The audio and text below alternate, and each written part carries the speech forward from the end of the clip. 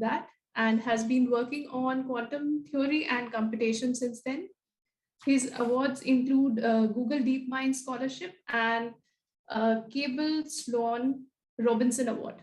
So over to you, Dr. Moulik. You can share your screen.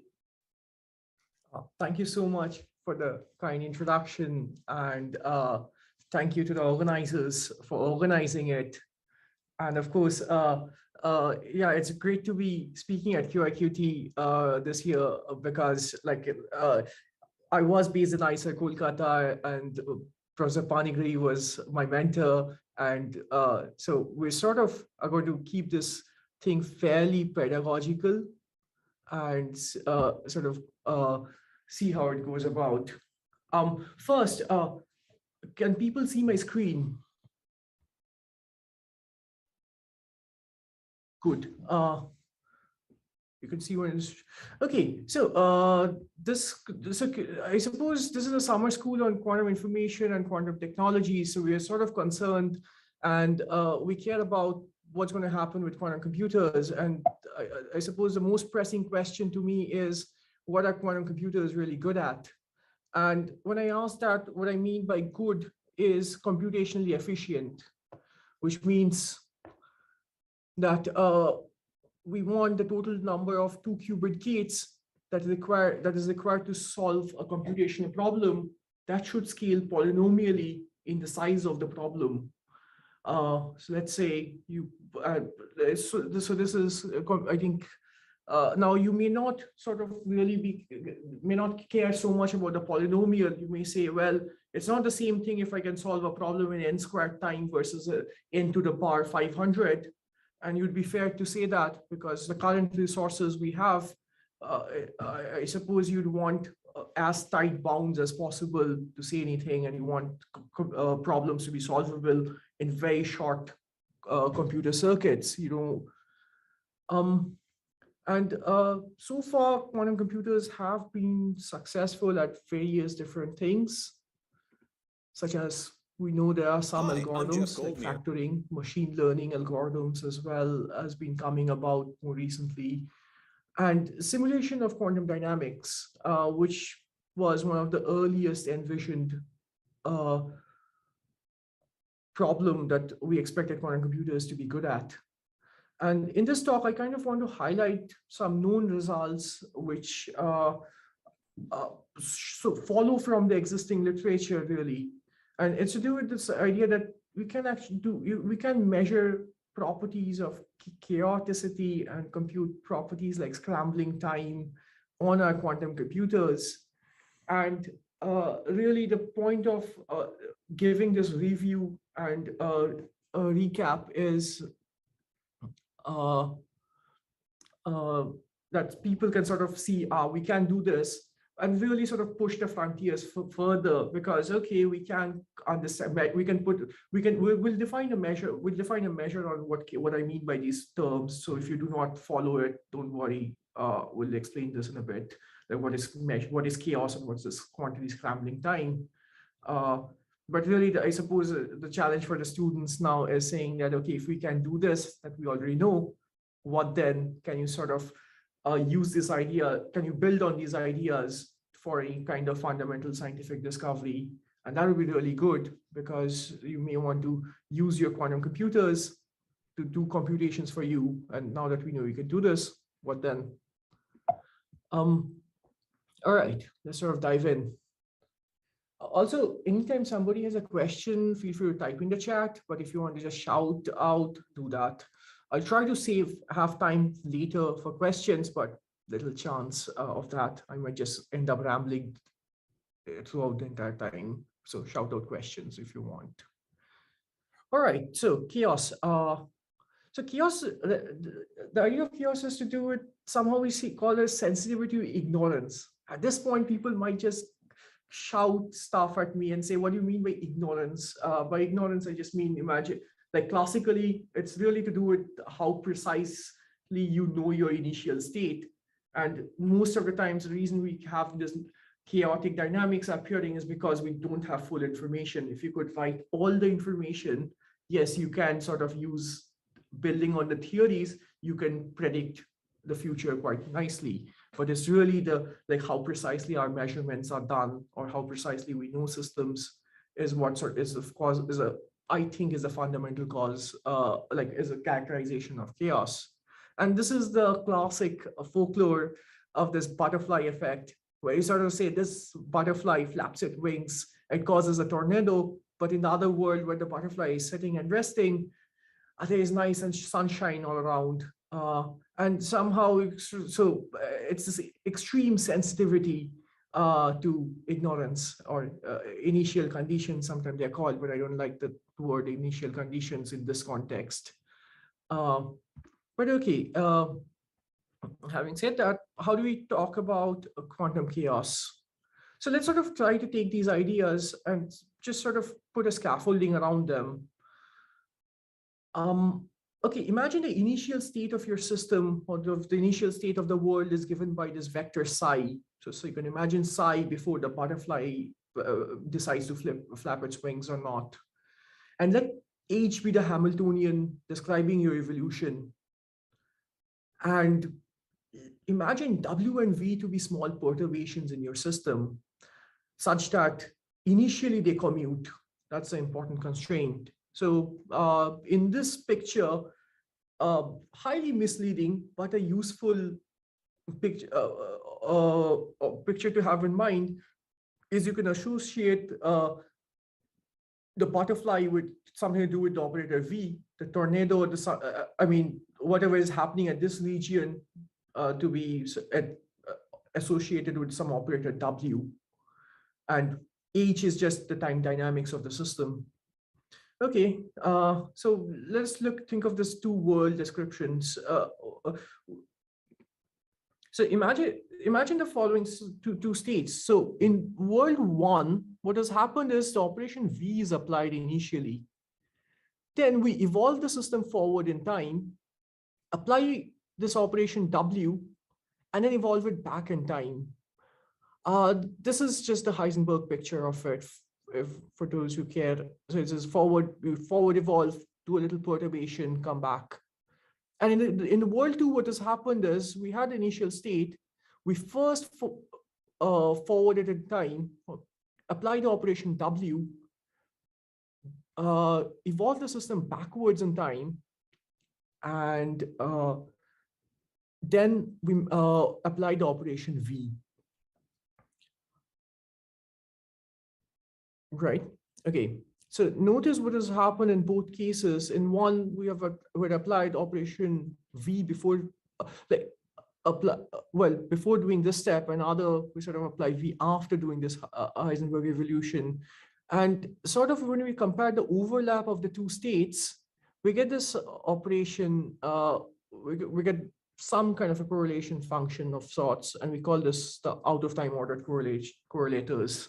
And OTOCs are really the key thing I'd be talking about for a large part of it, because it seems that OTOCs have been suggested to be characterizing various properties, right, from information scrambling to many-body localization to chaos.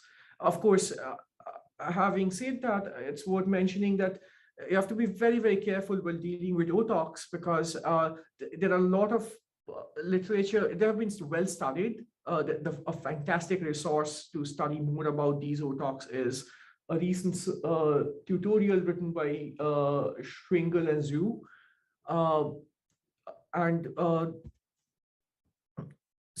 And it's worth stating that you have to be very, very careful, because they are good probes of quantum chaos, but they're still debatable in certain contexts.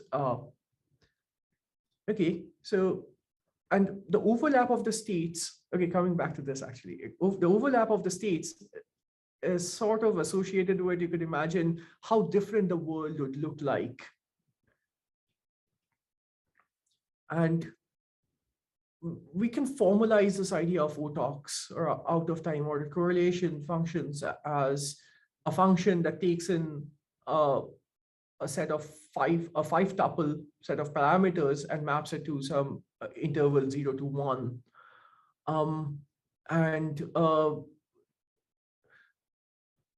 why, so this is a specific example of a 4-point correlation function. Why is it 4-point? Because you have 4 points you're probing at, and each of these points sort of they tell you. But one of the things to sort of notice about this is these are, they don't have there is no temporal ordering between them. So I probed a V at certain time, W at a different time, this V at a different time again, and this W at a different time again.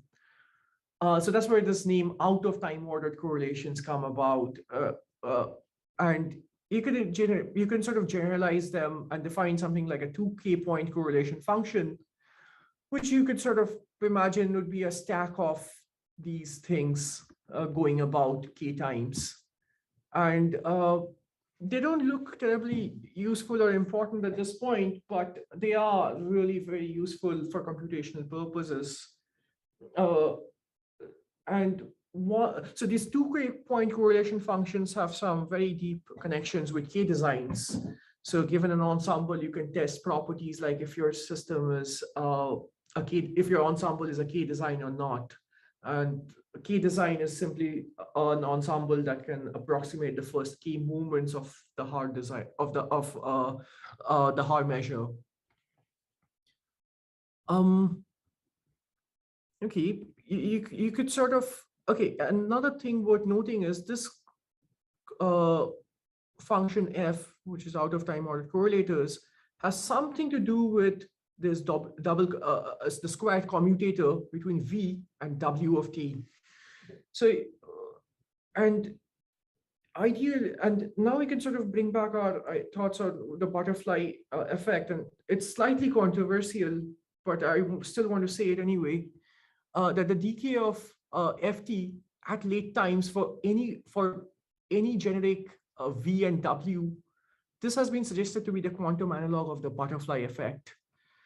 In some ways, you say, well, once ft decays, well, it gets as close to zero as it gets very, very close to zero at some time.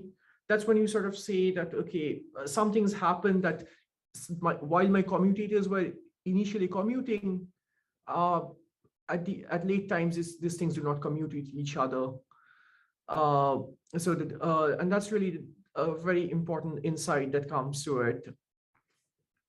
And okay, we've defined this thing.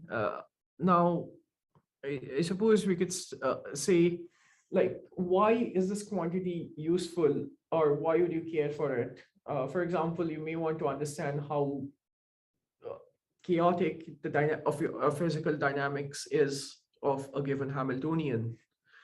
Now, on one hand, you could go and try to do it on a lab, try to do it in a lab where you actually really run a system because you can do little perturbations on your physical systems, you can evolve them in time and do all sorts of things. But a really hard thing is, from what I heard from experimentalists, is getting these things, getting the backwards in time evolution going for you, because that's really challenging. However, it seems on quantum computers, or in general computationally, this process is very, very simple in theory, because you could just run this. It's just dynamics. In experiments, it's hard because you're never dealing with closed systems, I suppose, and you often have some kind of dissipation, and like computing that for long enough time, or sensitive enough systems, or bad enough experimental setup, just makes it completely difficult and almost like incredibly very hard. But you can compute these things, and you can compute them on a quantum computer, is what I want to convince people today.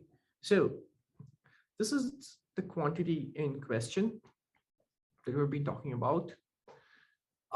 So here's the simplest quantum circuit that you could perhaps implement to measure this quantity and probe into your dynamics. So here we start with the state psi, and we put a little kick on one of the subsystems V. You sort of evolve it forward in time. Maybe you use the Hamiltonian simulation methods that are already there. So for example, second order Lee Suzuki Trotter method should be very good, and it can be implemented on near-term quantum computers. Then you probe into this a different point, ideally, such as V and W commute. That's important, actually. And you sort of probe into a different region, get it back in time, and do this V dagger. And again, you sort of see what's going on here. And then eventually project it onto the state psi. This is a good algorithm. It would work. It would be very nice. But often you may not want to prepare the state.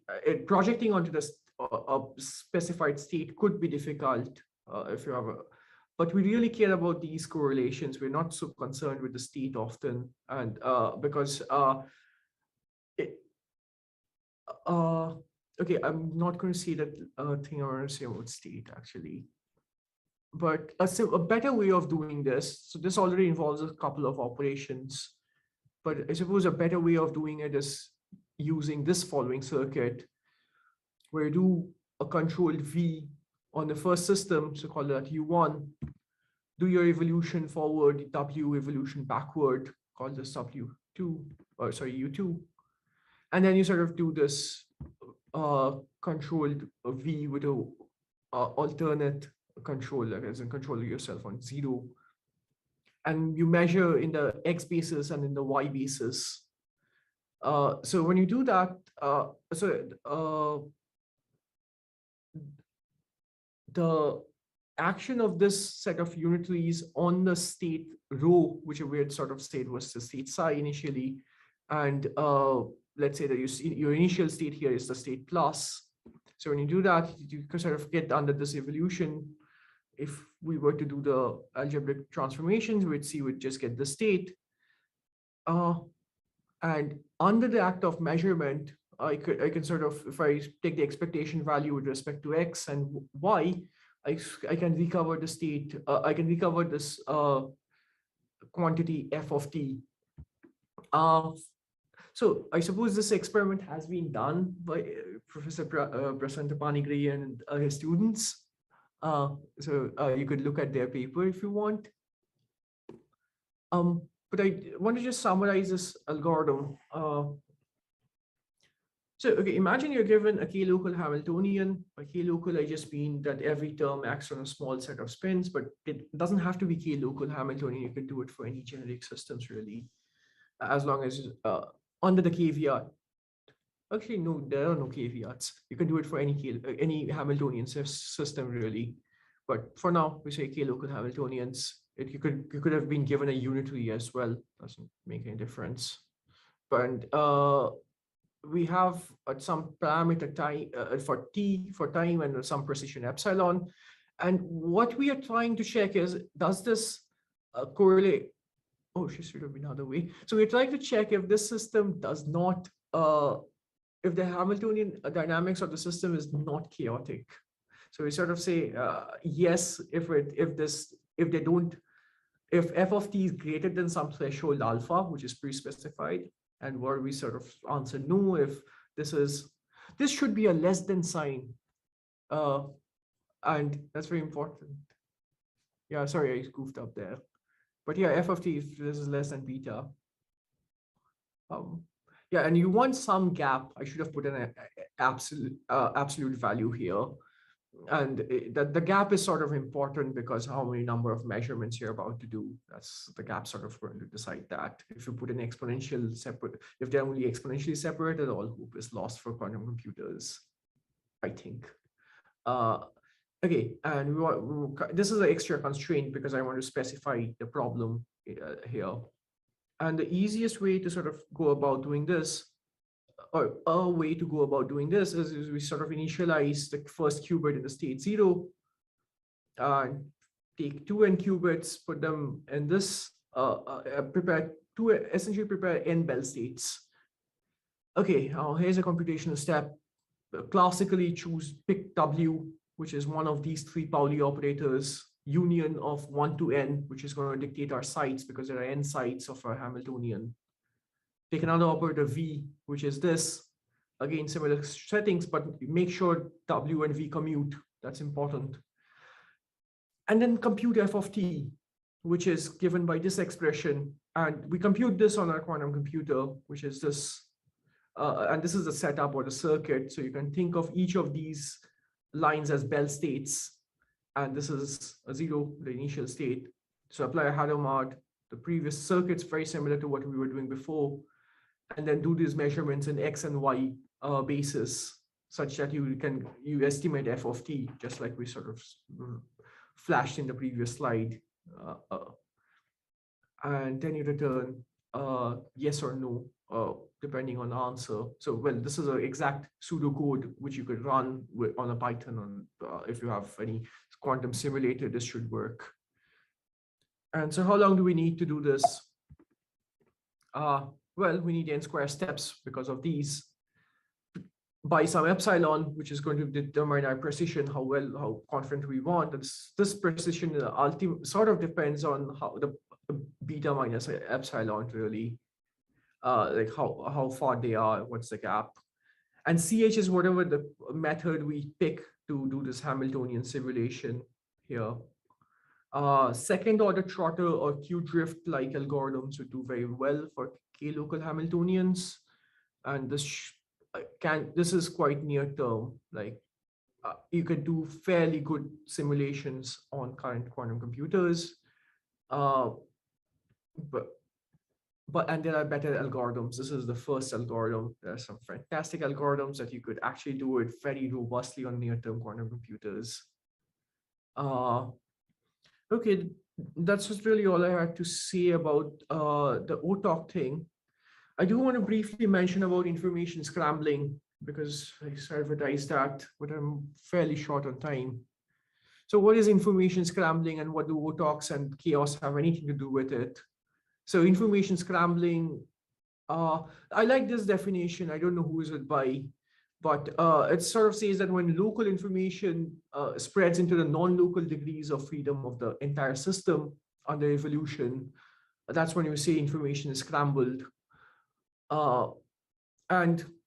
Idealized scrambling can be quantified exactly as in relationship on the OTOCs, which looks like this. It looks like a horrible mess, but it makes sense. I could refer people to the paper by set of papers by Kitaev, Yoshida, and Yao on this topic, and there are really good ideas there, which can be read, but they're written in a slightly different language. But yeah. But okay, more formally, what does information scrambling have to do with anything with OTOCs? And so we could think of the information of system E. So imagine we have a reference system initially with R. So imagine you have this.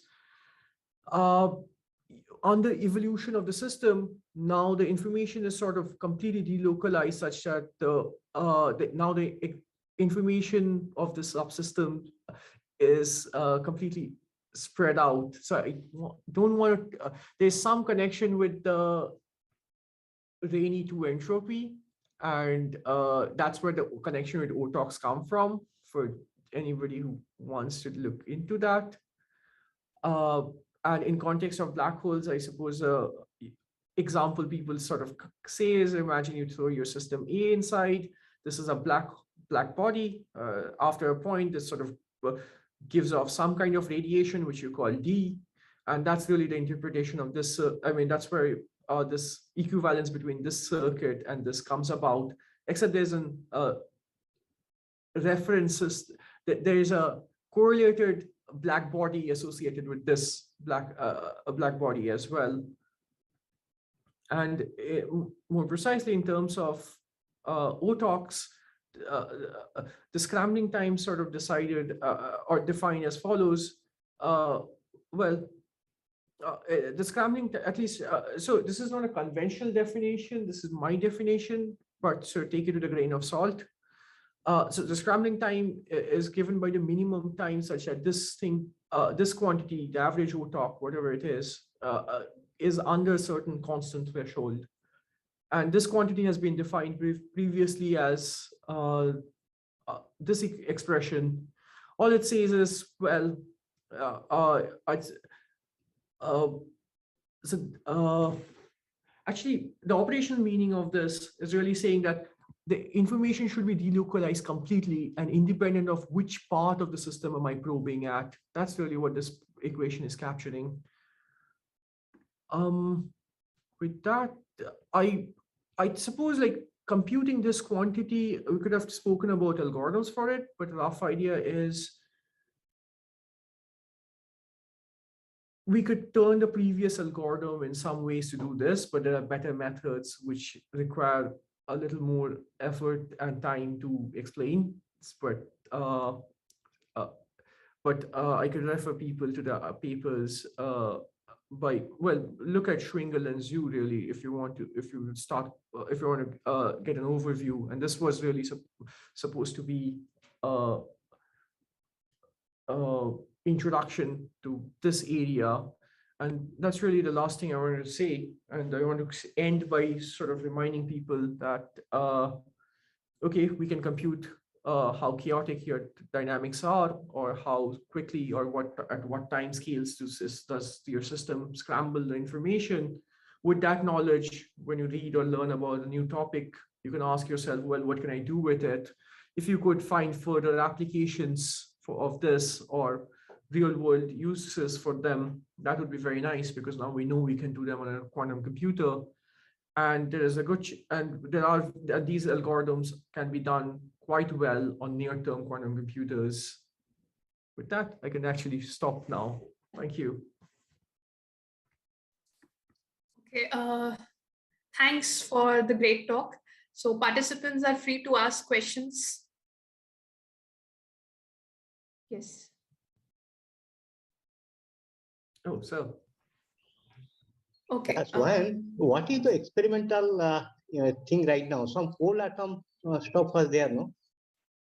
Oh, yes. There have been a couple of different things. The most interesting one I quite liked was there's this paper coming from Zoller's group using the idea of randomized measurement. That has been quite exciting, because their point was we don't have to do the entire evolution. We just do part of the evolution and make measurements. And so that sort of builds off on some ideas by Norman Yao and others. That one seems quite near term, as in we can actually do it. I can't remember on top of my head what's the largest system we can do, but I'd imagine we can there are two parameters really. One of them is like what's the largest, what's the size of the system, what's number of which we want, and also what's the time. So at late times it's difficult, and also what's stating, like it might be hard to check properties of many body localization with this, because like we can't, unless we can evolve it for very late times. Okay, thank you. Thanks, sir.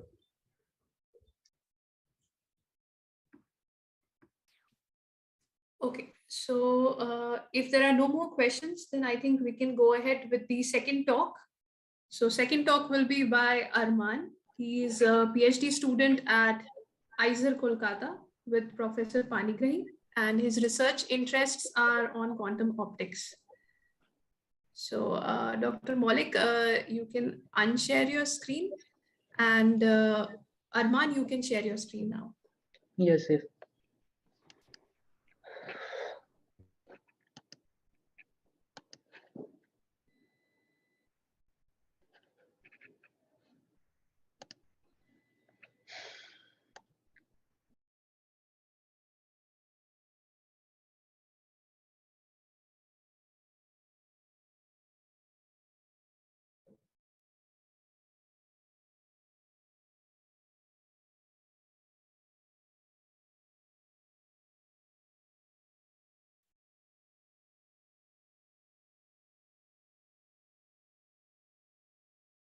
Arman, your screen is visible, but I think you are on mute.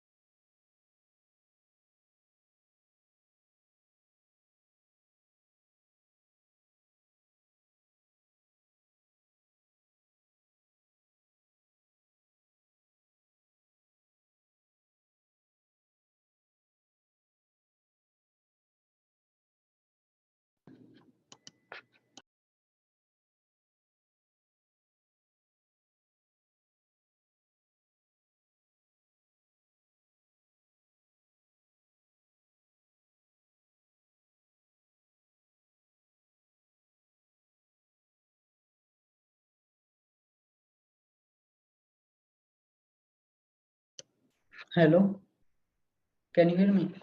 Yes, Arman. Okay. Okay, let me share my screen then. Okay, host has disabled me for sharing. So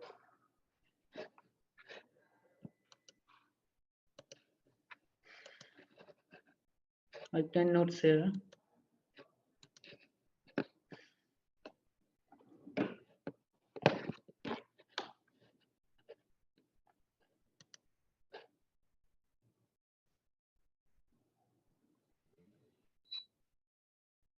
Hello, host needs to permission to share my screen. Hello, Nivedita.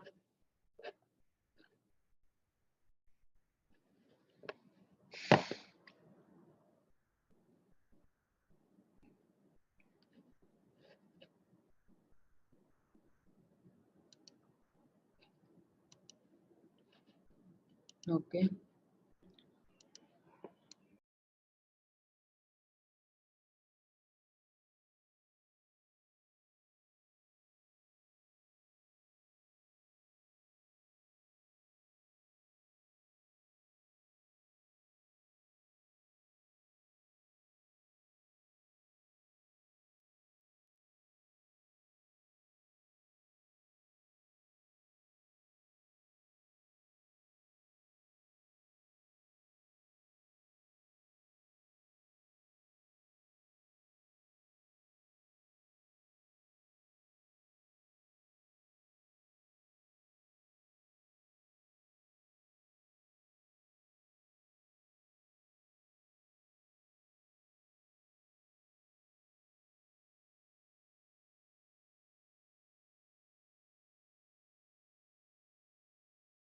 दो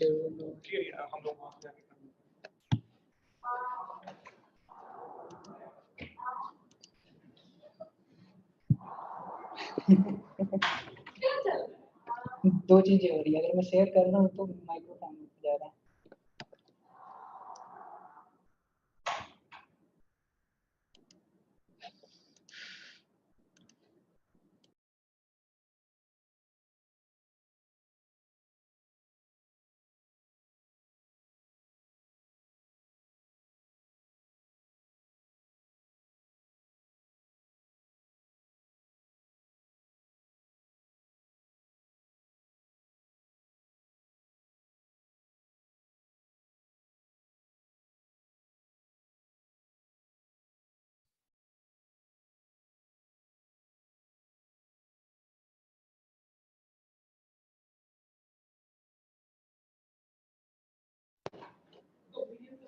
मैं video of कर रहा हूँ अभी.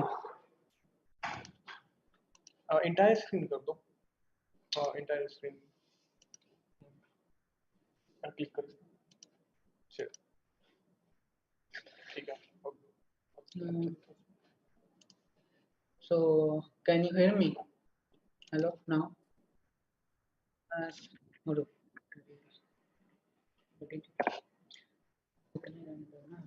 छोड़ दो. Can you see my screen?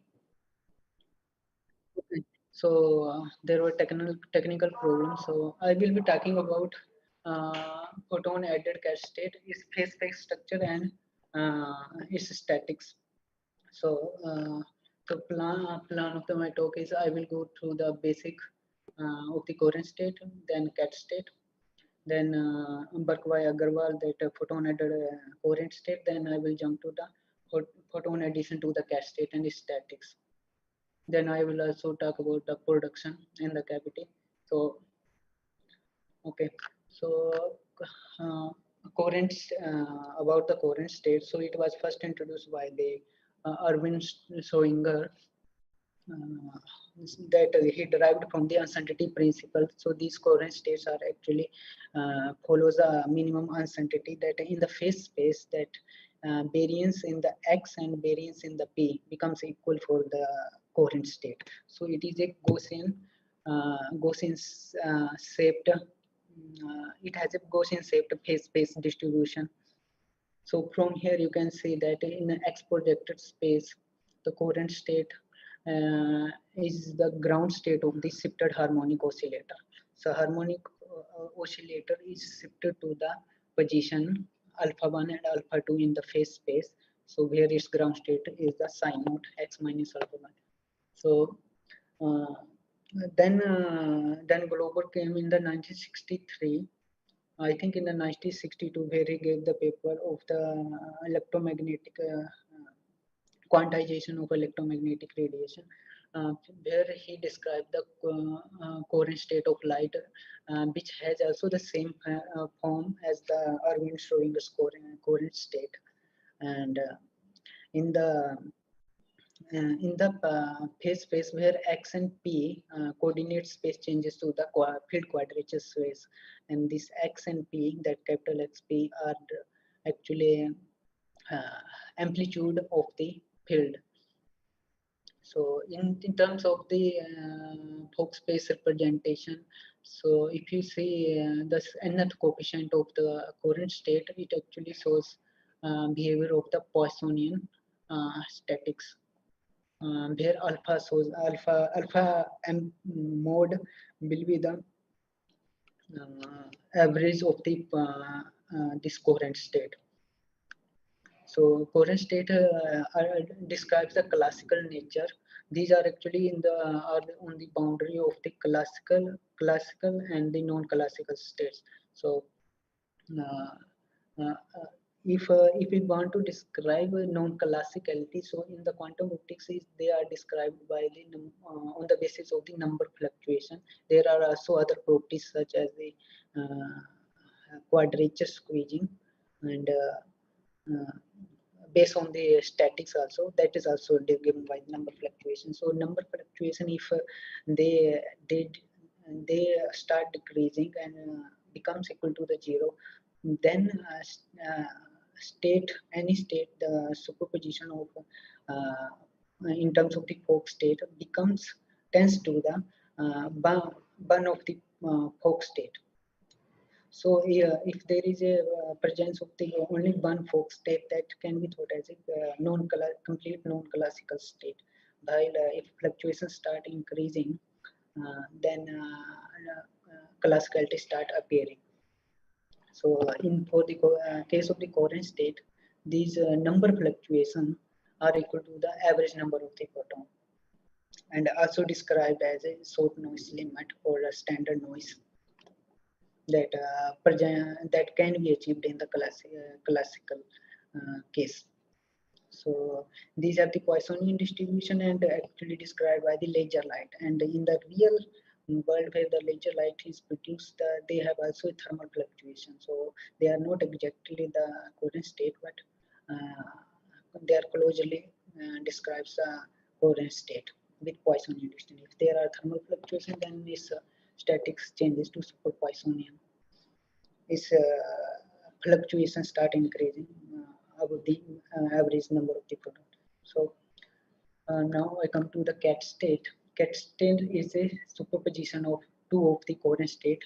So in this case, alpha and minus alpha describes two coherent states. They are situated at alpha position and minus alpha position in the phase space. So theta is a relative phase between them, which describes the parity of the state.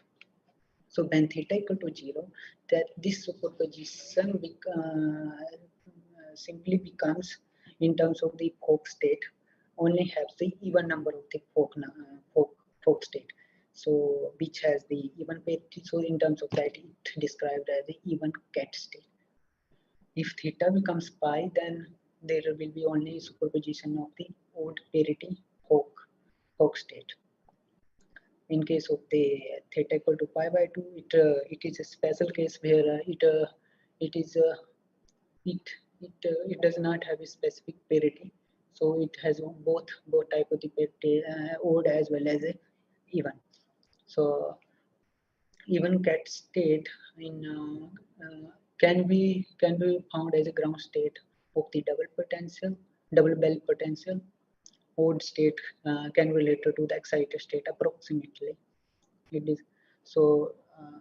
Also, the coherent states, they are actually eigenstates that Glover described in paper as the eigenstate of the annihilation operator. While in the cat state case, this becomes eigenstate of the square of the annihilation operator. And due to this cat state has a property of coming back to the its original state, so after loss of the 2 photon. And due to this property, they have uses in terms of cat code. So basically cat code is a it consists of the basis of the 2 orthogonal cat state. It can be even odd cat state or superposition of the other state on the if described on the block sphere. So here loss of the photon from the even cat state, single loss, it will change it to the odd space, and from the odd to it again come back to the even space. So that change in the parity can be detected in the optical tomograph. From there, this property allows us if information is encoded in the cat state, so in logical space, this uses in the cat code of the cat state allows us the correction of the error produced in the logical space. So now I come to the beginner function, and but is property, but it describes. So basic beginner function is a combination of the its coordinate and its Fourier transformation. Fourier component P. So it actually becomes equal to the expectation of the displaced parity operator. So here you can see the capital D is the displacement operator, and that capital pi is the parity operator. Simplifies in case of the light, this parity operator is given by exponential IA degree pi equal to 3.14. Okay, so this displays because of use of this displaced parity, B in the tomograph, B can actually construct beginner function of the state. Then using the inverse transformation, we can actually find the density matrix of the state in the cavity. So beginner function, if it is positive, then it describes the classical nature of the field state, and then if it becomes negative, then it's non-classical. It becomes non-classical.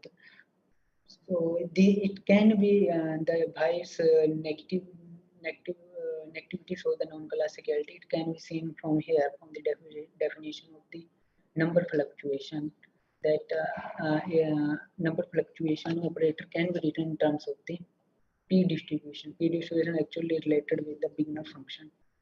So this P distribution, P global Sudarshan distribution was given by the ECG Sudarshan in also 1963.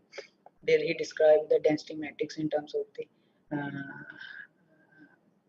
coherent state, diagonal decomposition of the density matrix, where P showed as a amplitude of that diagonal combination.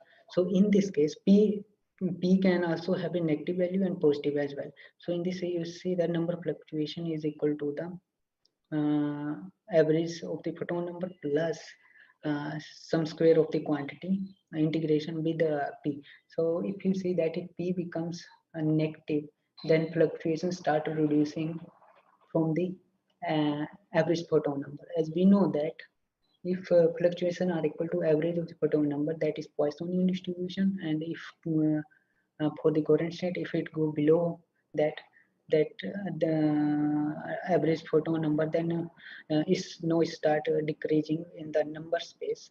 So which again a definition of non-classicality. So in that's how it is related to the non-classicality, the negativity.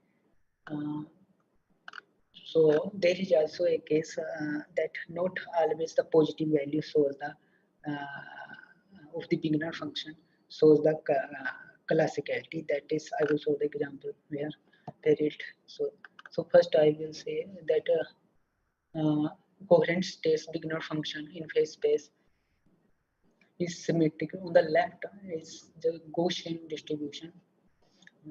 On the right side is cat state, where it describes the localization of two Gaussian from left to right along the x direction. And at the center, you see that there is interference pattern, where blue part is the negativity and red is the positivity in the both of the plots. So sent at the origin, that beginner functions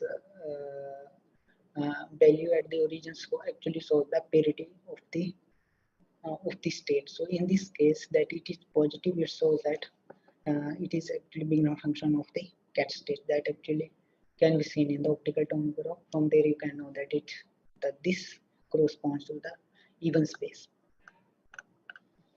So now, in this case, that in squeeze coherent state, it actually has a complete positive beginner function, but it is actually non-classical state. So beginner function positive value as the are not always shows the classicalities. Next, I will talk about now addition of the photon to the coherent state. So it was studied by the Agarwal and Tara first in the 1991.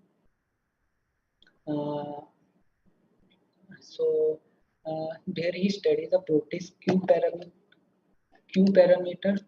quadrature squeezing, Q function, and beginner function. So Q parameter actually is related to the number fluctuation. So it's directly proportional to the number fluctuation. And quadrature squeezing is another property for non-classicality, and beginner function based on the negativity.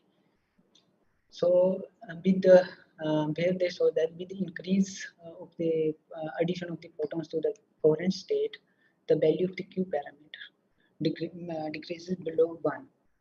So there, I will also show next how the Q, what is actual formula for the Q parameter. So if it is less than 1, it actually shows the non-classicality. If it is greater than that, is super Poisson equal to 1, then it will be Poissonian behavior. So because of the addition of the photon, there were a reduction of the fluctuation, which clearly describes or shift of the coherent state is behavior of the Poissonian distribution to the sub-Poissonian distribution. So this coherent state we know already had a classical nature on addition, where it first showed that how to we can find the non-classical state just by adding a single photon to the classical state. So another property studies that quadrature squeezing, which upon particular in one particular direction the squeezing increases, and other direction it was so that. So this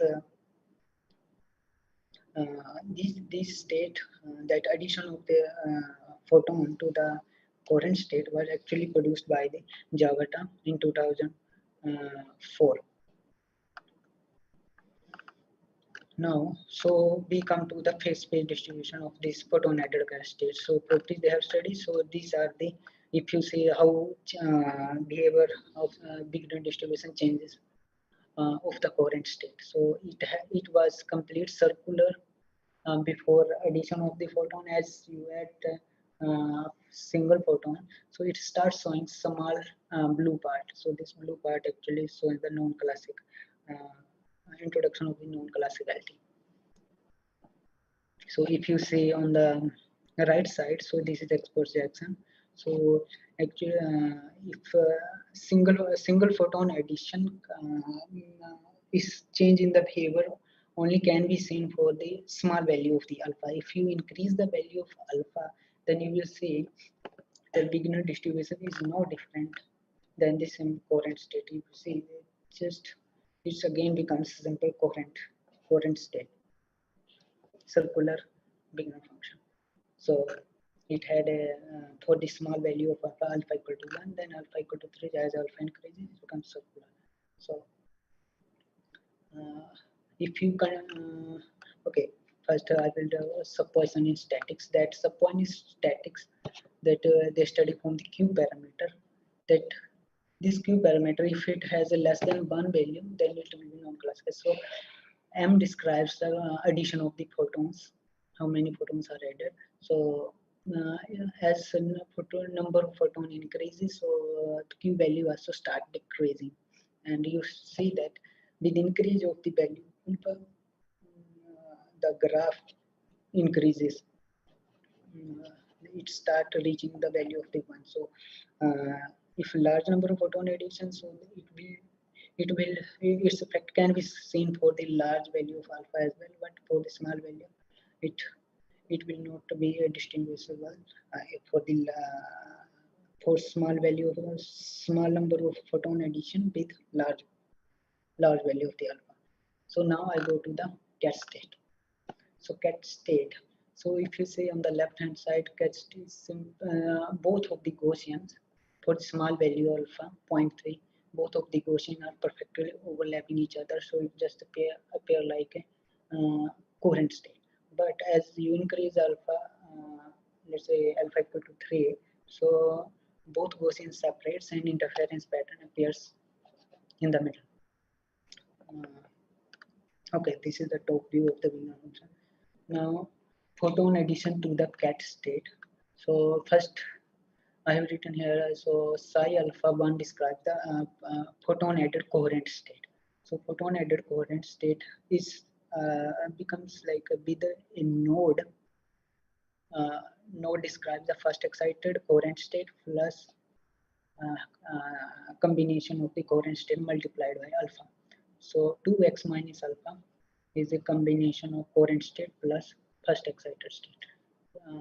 So addition of the photon to the cat state will be just a combination of this to photon added cat state with alpha and minus alpha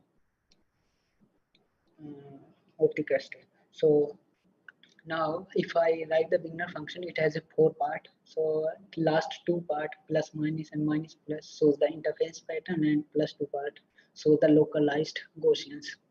These are left and right circles, so a red circle. Okay. Sorry, spots. So this if you without addition of the photon, if you say that in the interference pattern, there will be no sign. There will be no. There will be only one term, either sine or cos. But addition of the photon introduces superposition sine cos with multiplication of the polynomials x and p. This just simple describe the shift in the interference pattern, as this cos and sine can be arranged in the form, and that shift can be can be written in the argument. Okay, this shift then can be seen in the phase space solution. So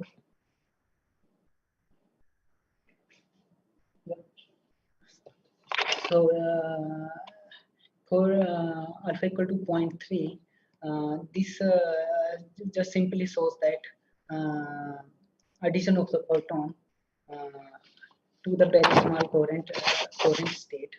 So this just looks like a single photon state Wigner function.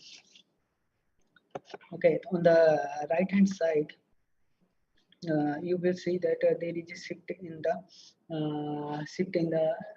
this describes a photon addition to the even cat state. So at the center there was a red part, so that upon addition of the photon is changes to the blue part that describes a shift in the this structure, as well as there is a squeezing of these Gaussians. This again describes the introduction of the non-classicality to the cat state. So further on, upon addition to photon, squeezing increases of the localized Gaussian, and again it jumps back to the same parity state from the even to even, as you can see from the center part. So I go to the now compass state.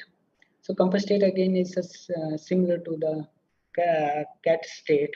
It is actually a superposition of 4 coherent state as compared to the cat state, where you only have the two superposition of the coherent state. So there, if you see the central interference pattern, so it has a at the origin you see there is only red dot that changes to the blue that describe the change from the even parity to the odd parity changes. And another part is that there is an increase in the visibility. So visibility is very um, is useful in terms of that uh, as compass state is sensitive to the small perturbation because of presence of this small central interference patterns. So increase in the amplitude of these interference pattern also increases detection of this perturbation. Arman, you have last 2 minutes. Okay, I'm already done. Okay, so Poissonian statics. So this is a Q formula. There Q equal to the n square minus n average square. This is equal to the number fluctuation. So less than 1 is anti-bunching, that is a Poisson static, and greater than 1 is bunching. So upon addition of the photon, so for the UK stellar state, it had a Poissonian static. So we see that for that blue part on the right hand side, it decreases to the 1. It's before it had a value of a 1, then it for the small value of it actually discards very small values less than 1. So so there is an introduction of again non-classicality in terms of the if we study the Poissonian statics. So production of state, this photon added gas state can be studied in terms of JC JC model. So field atom interaction.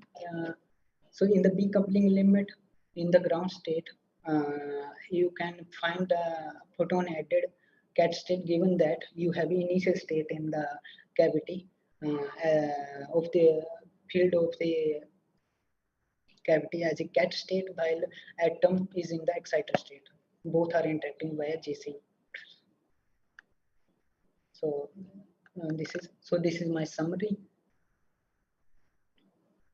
So okay, so this was work given. This first paper is actually work that I described. It was published in 2021. That there you can find other references. So okay, my talk is done. Okay, thank you.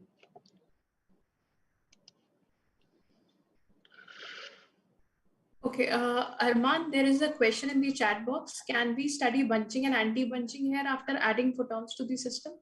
I think you talked about it. Okay, let me see.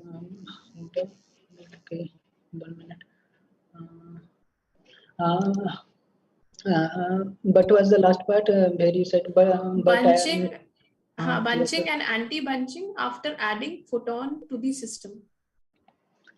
Bunching and anti-bunching. Yes, it can be studied. In the photon using the PNRD method, where you can actually study the statics. You can find this distribution.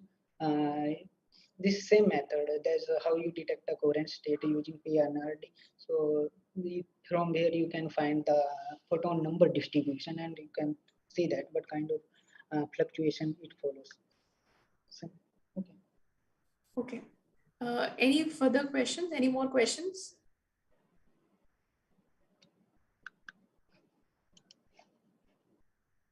Okay, so then I'll introduce the next speaker. The next speaker is Sumit Nandi.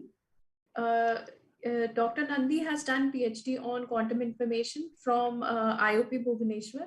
Currently, he's doing a project as RA at Satyendranath Bose National Center for Basic Sciences. And the concept of entanglement and non-locality and its subsequent applications, they seem to be a very fascinating subject for him. So, Dr. Nandi, you can start sharing your screen. So thank you.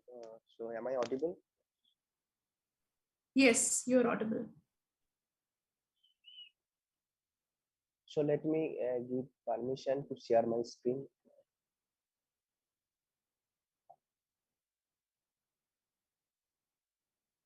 I can't share my screen here. Okay.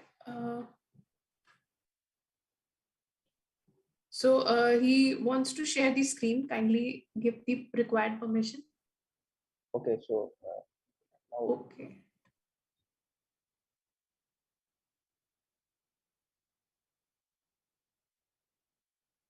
so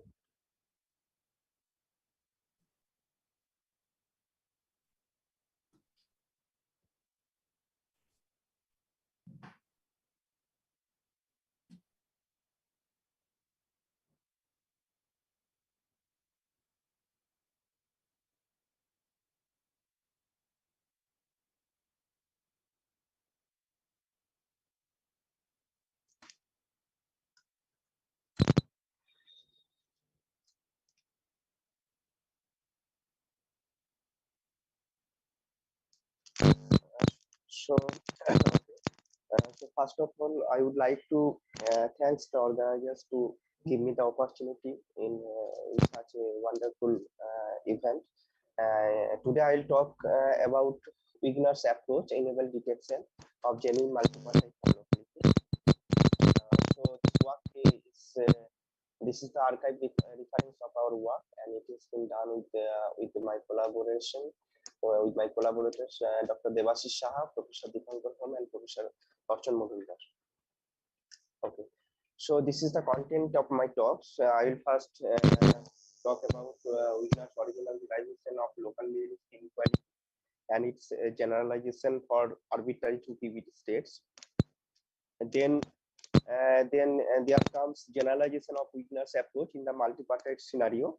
In this context, I will talk about earlier study and its limitation. Then I will formalize our framework, and in this context, I will take few special cases for tripartite state n equals to 3 and for quadripartite state n equals to 4. Then I will conclude my talk.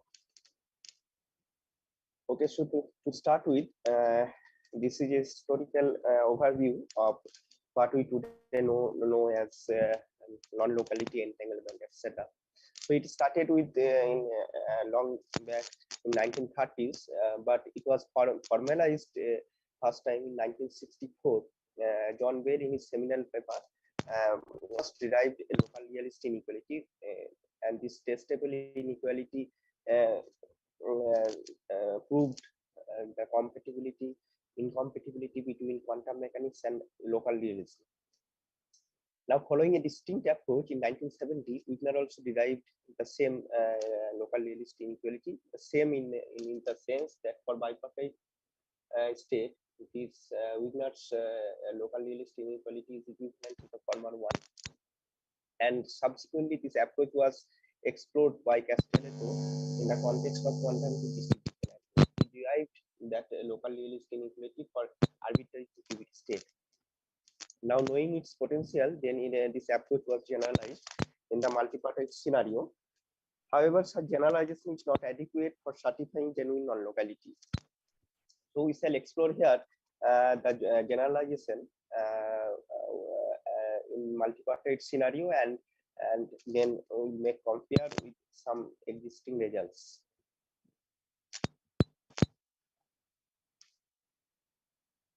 So this is a typical Bell experiment scenario. The general set in this in the general setting we consider here, it involves a number of experimenters like Alice and Bob and others. So at each run of experiment, they are provided with a physical system on which they perform measurement with the measurement settings which we can label as X and Y. And these measurement settings only produce two outcomes, plus and minus.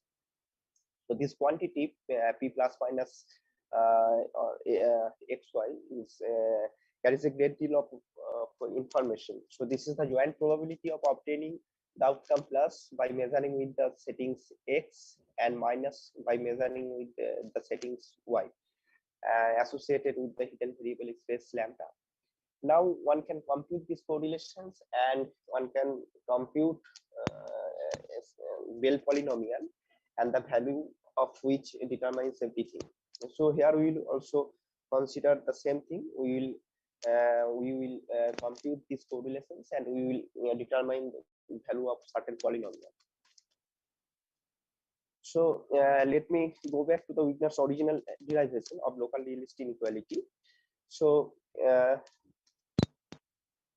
it was originally derived for a singlet state, and this Wigner's local realist inequality is based on the following assumptions. The first one goes like this: there existence of a overall joint probability distribution for the occurrence of particle observations, from which the marginal probabilities can be by integrating over the hidden variable space. And these marginal probabilities are independent. In a sense, it is fixed irrespective of what observables of the other particles are measured. And this is the assumption of locality. So with this condition of local realism, Wigner derived his local realist inequality for singlet state. Suppose a singlet state which is shared between two experiments, as we saw earlier, say by Alice and Bob, and undergoes local measurement along with three spin component A, B, C. So this is the joint overall joint probability distribution. So let me explain it. So this is the overall joint probability distribution of the class of term for particle 1 along the spin component A, minus outcome along the spin component B, and minus outcome along the spin component C, and so on the second system. And due to the perfect anti-correlation, here we this detected. So now we can find out the marginals. So suppose these marginals associated with the hidden variable space. So this is the marginal for obtaining plus outcome for the spin component A and plus outcome for the spin component B for the second particle. Now it can be decomposed. It can be written in terms of this two joint overall joint probability distribution. So how to write this overall joint probability distribution? So here we fix plus outcome for the for this component for the first particle here, and for the second particle we fix this outcome. Now we apply the anti-correlation symmetry. So due to this plus sign here minus comes, and due to this plus sign here minus comes, and the other spin component is arbitrary. So here we get two terms. So this is plus minus and this is minus plus. In this way we can compute other marginals. Now if one consider equation 2 and 3 and add this equation 2 and 3, then one can observe that all the overall joint probability distributions appearing in equation 1 also one can retrace those plus some other terms. Now assuming the non-negativity of the JPDs and integrating over the hidden variable space, one can get equation 4. So this is the original local realist inequality which was derived by Wigner in 1970, and it was solely for singlet state. So the maximal violation is attained for the singlet state, and it is same as we get for the Bell inequality 2 to 2. However, this approach was further generalized for arbitrary 2 state. So let me here go through the notations. So here are two measurements, two outcomes scenario per party. So the first one was given the measurement settings x0 and x1, and second one is given y0 and y1. Now with these notations and with the same conventions as we described earlier, we get this equation 5. So and later it has been shown that this equation 5 is equivalent to Bell CH inequality for at least for the pure bipartite state. So to explore the effectiveness of Wigner's approach, it is necessary to generalize it in the multipartite scenario. Okay, so the generalization came in 2015. So some of my collaborators present in this work also, they derived generalized Wigner inequality for multipartite state in their PRA paper 2015. So let me go through the notations here. So here we have denoted this xi1, xi2, and xi3 as the measurement settings of the observer 1, 2, and 3. So with these notations and with the following the same approach, one can derive equation 6. Here I have considered only tripartite scenario, but the generalization was done for arbitrary and cubic state. Now with this scenario, it is fine. So any genuinely entangled state violates this equation 6. So for we get violation for tripartite W state, tripartite GHG state, and so on. Now one can ask the question. So the converse question actually. So does the violation of this inequality 6 certify genuine non-locality for a given state?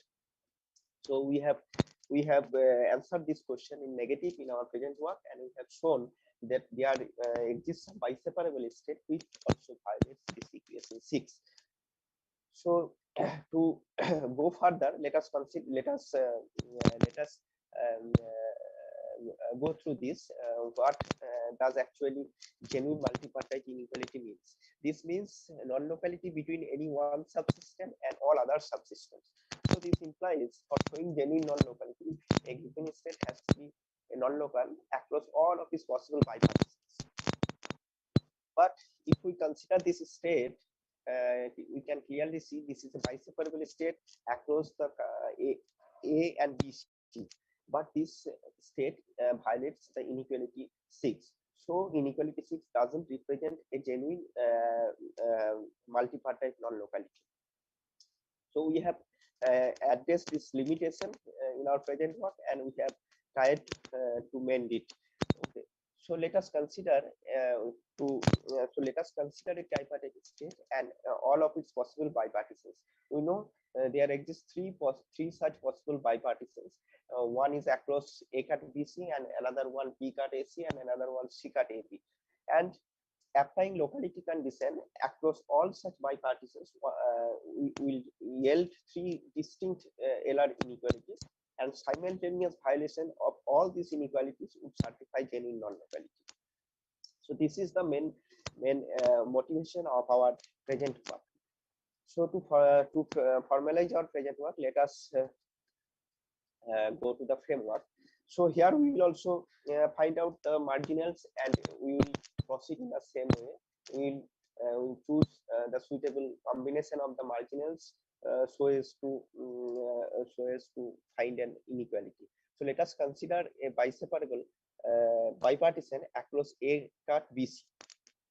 So now to find a marginal, suppose we want to find these marginals x0a plus, x0b plus, and x0c plus. That is the probability of obtaining the outcome plus for each of the observers when measurement settings x0 is deployed. Now we'll consider the joint subsystem with B and C as a single subsystem, as if they are measured with the measurement settings like x0b, x0c, x0b, x1c, x1b, x0c, and x1b, x1c. All of these measurement settings has 4 possible outcomes like plus plus, plus minus, minus plus, and minus minus. And in this split, we will find the overall joint probability distributions. Now we can choose other marginals such that we can retrace all these terms appearing at the right hand side of this equation 8, and combining all those marginal probability distributions and assuming the non-negativity of the overall joint probability distribution and integrating over the hidden variable space, we can construct a suitable inequality across the bipartition A cut BC. And similarly, we can find the other local realist inequality. So we can see here, if we add subsystem, that is, if we go beyond tripartite scenario, then this whole process becomes computably hard. So in our present work, we have simplified this scenario. So let us consider an n-partite state. So given an n-partite state, we have this much amount of inequivalent bipartitions. For example, if we take n equals to 4, then we will have 7 different bipartitions, and the number will increase as the number of subsystems increase. Now we consider a typical bipartition along this cut. That is the first subsystem composed of small n number of subsystem, and the second subsystem composed of the rest of the particles, capital N minus small n. And we will denote the observers in the first subsystem as R1, R2, R3, and similarly we will denote S1, S2, S3 as the observers belonging to the second subsystem. And then we'll go with the same notation convention. So X0 Ri in this the settings of the observers, and these are dichotomic observers. Now, given this bipartition, one can construct a suitable local nihilist inequality. Now we are going to present the main result of our paper. So here we have constructed a suitable inequality along the bipartition small n, capital N minus small n. So although this equation line looks solvable, but there are some nice implications. So to find those implications, let us consider the simplest scenario of tripartite case. In that case, we know that only 3 inequivalent bipartitions can exist. So the first one, I will consider the first one along A cut BC. So R1 will be 1, and here S1 will be 2, S2 will be 3. So the first term will be X01 plus, X02 plus, X03 plus. Similarly, the second term will be X11 plus, X02 plus, and X03 plus. In this way, we get other terms also. So let us have a look on the local nihilist inequality, which is obtained along this A cut BC, this equation 10. Now, to obtain the other inequalities, we will not use that approach. We will only interchange between the measurement settings and outcomes for each observers. For example, if we want to construct LR inequality across the B cut AC, we'll simply interchange the measurement settings and corresponding outcomes with A and B. So the first term remains same. Second term here X1 R1 plus and X0 S1 plus. So here permutation occurs. So here we get X0 plus and X1 plus and so on. In the same way, by permuting between A and C, one can construct the other inequalities. So in this way, we can construct 3 local nihilist inequality, and the simultaneous violation of all these inequalities would imply genuine non-locality in tripartite scenario. So this is the essence of the inequality, which is given in this equation line. We can put the value of small n, and we can construct LR inequality across any possible bipartitions arising in an n-partite state. So for example, if we take a 4-partite state, then we will have 2 different type of bipartitions. So 2 different type of bipartition means in a first kind, that a single particle consists of a subsystem, and another subsystem consists of other 3 particles. In this way, we will get 4 different bipartitions. Then one can construct bipartitions by grouping a pair of particles in each group. So altogether, we will have 7 different bipartitions, and we will have to construct 7 different LR inequalities. But we can construct it by putting n equals to 1 and n equals to 2 from the previous equation. In this way, we can get all these inequalities. We have only shown 2 representative inequalities. One is I1 versus 2, 3, 4, and rest 3 inequalities in this group will be obtained by permutation method. And this is the inequality along 1, 2 versus 3, 4 cut. So in this way, one can construct other inequalities also. So let me describe the efficacy of Wigner's-based generalized LR inequalities. So I will explain extensively for tripartite scenario. So to explain the efficacy of Wigner's-based generalized LR inequality, we have to compare our results with some existing results, because we know that for a given LR inequality, it is known that not all the genuinely entangled states can violate it, because as we go beyond tripartite scenario, in tripartite case there exist two different type, two inequivalent entangled, genuinely entangled states, and as we go beyond tripartite state, this inequivalent classes of entangled states increase. So given a single inequality, it doesn't cover all the inequivalent classes of states. So the search for a optimal inequality is still of question today. So now let us consider W state here.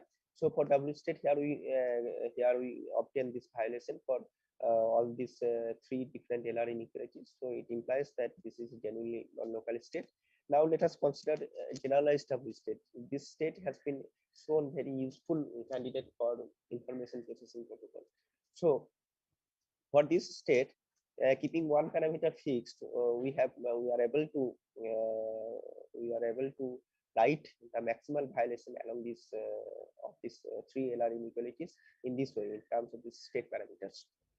Now at this point, we would like to mention one salient feature of our inequality, that here we can see from equation 15 that one can get violations for the whole length theta from 0 to pi.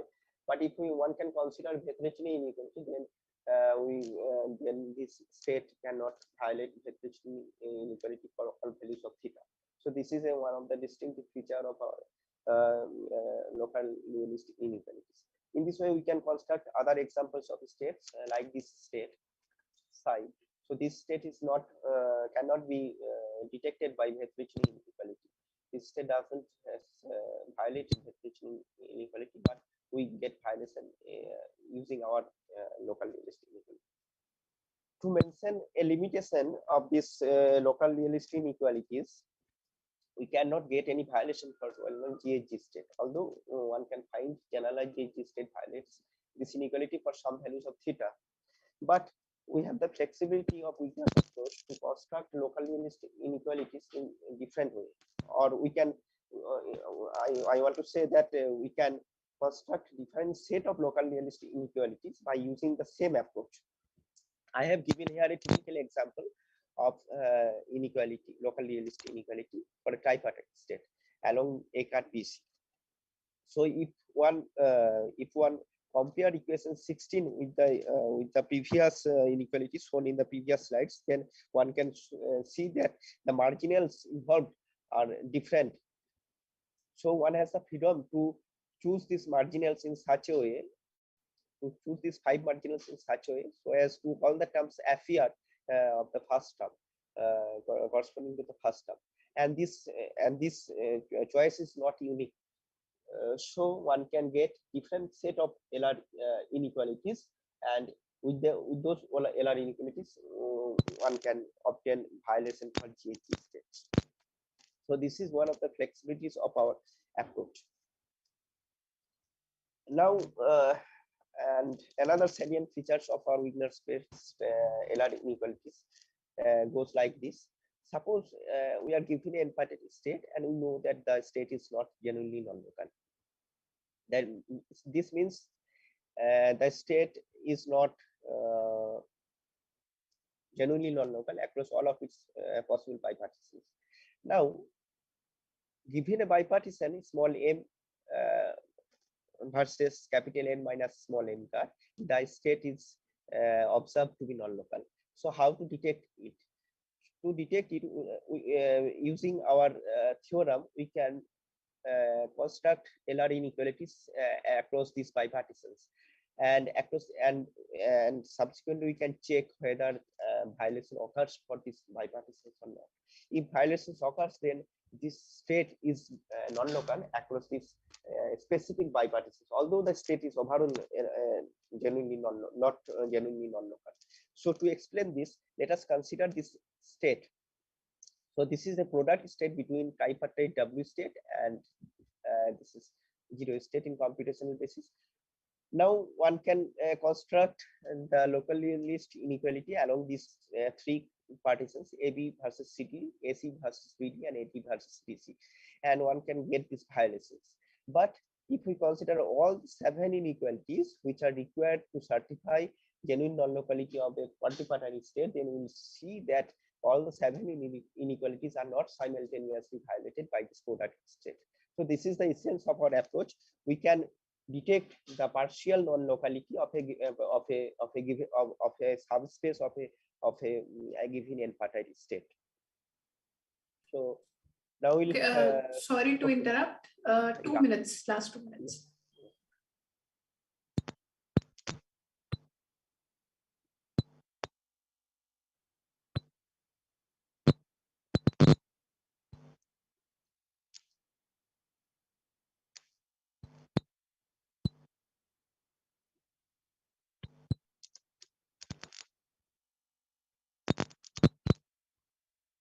Yes, you can go ahead. You have last 2 minutes.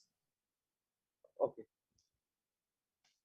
So this is the salient features of our locally listed inequalities constructed for 3-qubit and 4-qubit case.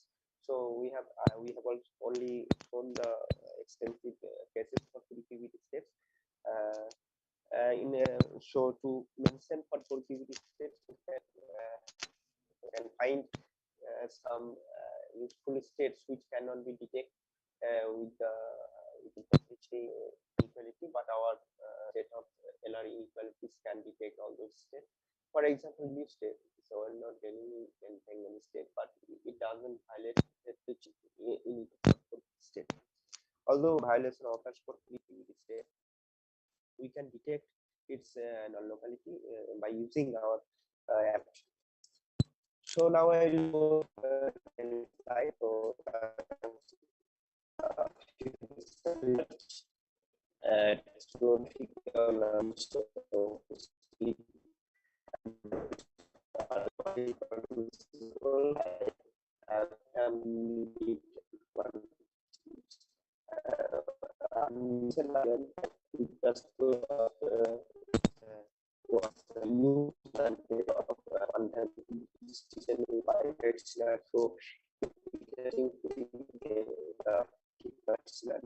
At the same time, the violence of the generalized winners and locally listed inequalities and comparison with some existing measure of genuine entanglement will be text in this context. So, thank you.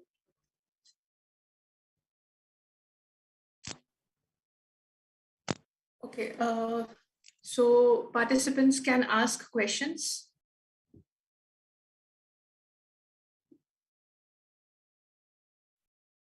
Okay, I have one question to ask.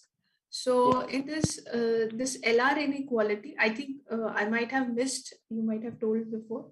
So what are the limitations? Like what are the states which it is still not detecting the non-local correlations of? Okay. If we consider tripartite scenario, then for tripartite states, there only exist two inequivalent classes of genuinely entangled state. One is GHG and another one is W state. Yes. So both of these states can be detected using our approach. Beside this, some generalized W classes of state, generalized GHG classes of states can also violate this set of local realistic inequalities.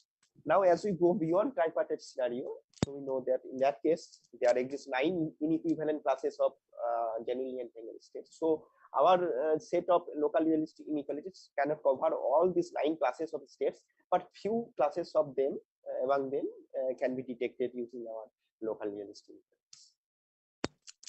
inequalities. Okay. Okay. So are there any further questions? Okay.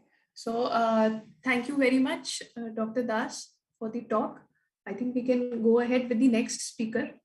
So Dr. Nandi. So I think we can go ahead with the next speaker. So next talk is by Priyam Das. Yes, I hope you are there. Yeah. Yes. So Dr. Das, okay, I'll quickly introduce. So Dr. Das did his PhD from IISER Kolkata, and he did his master's at IIT Guwahati. Currently, he's serving as an assistant professor at Bankura Sammilani College at West Bengal. So over to you. Please start sharing your screen. Okay. yeah. So am I audible? Yes, you are audible. Okay, and can you see my shared screen? Yes, yes, Okay. it's visible.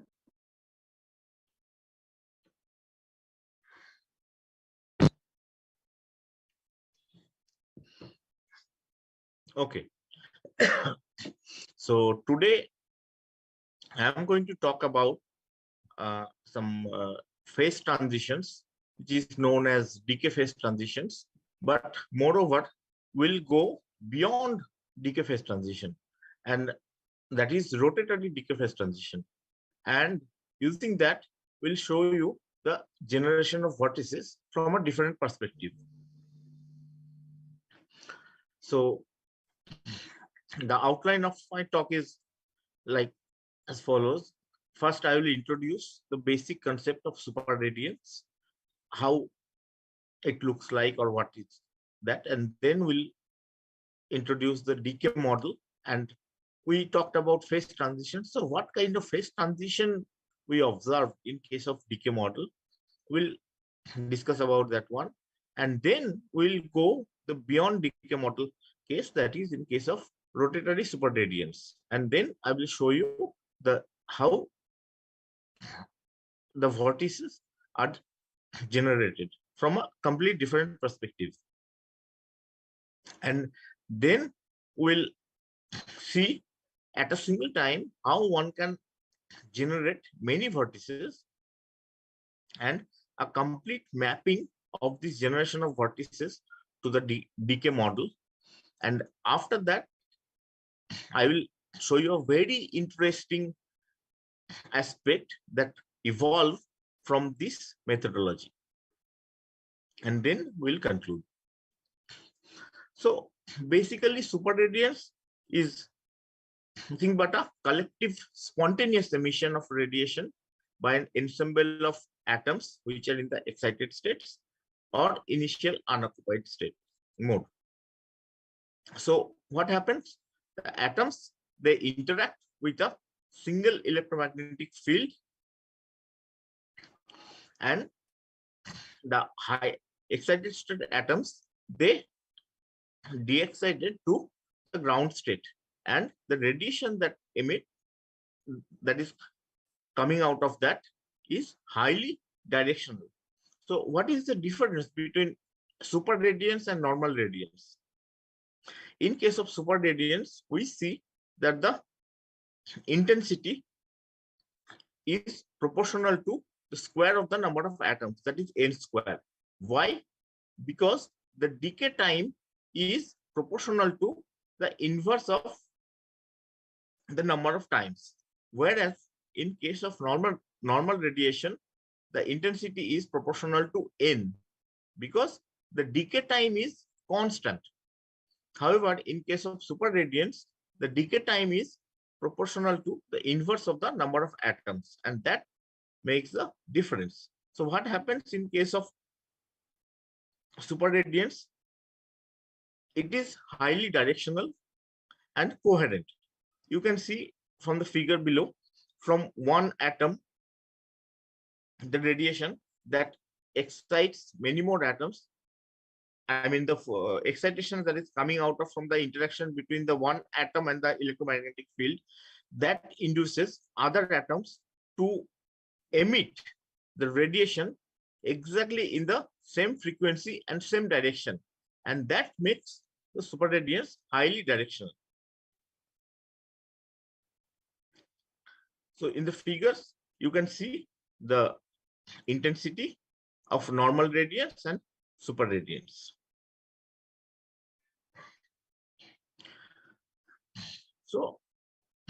So basically, what we do is, suppose we have a Bose-Einstein condensate and we pump it using a external laser beam. So when the atoms in the Bose-Einstein condensate interact with the laser beam, there is a radiation that is coming out of the condensate, and that we call the end fire mode. And this condensate goes into the two other submodes, and they further emit radiations exactly with the same frequency and same direction. And that's how it becomes a cooperative process. And this experiment was done in 1999, much just after the experimental observation of Bose-Einstein condensate. Now, in case of decay quantum phase transition, there was a seminal paper by the Tillman-Esslinger group. What they actually considered is, they considered a Bose-Einstein condensate inside an optical cavity. So they showed that above a critical laser strength, the atoms, they organize themselves in a checkerboard pattern. So you can see there is a phase transition from normal BEC, which has a translational symmetry, and that symmetry is broken into a checkerboard pattern. This phase transition is known as the decay phase transition, and that occurs when above a critical pump strength. So the main concept is basically the self-organization of the condensate atoms. They, in this experiment, they organize themselves in a checkerboard pattern. And they also showed, this is the experimental data, where initially BEC is lying with a translational symmetry, where you can see the first two figures. However, in the last figure, you can see the checkerboard pattern, and along with the mean photon number is increased at this point. So this peak is a clear signature of superradiance.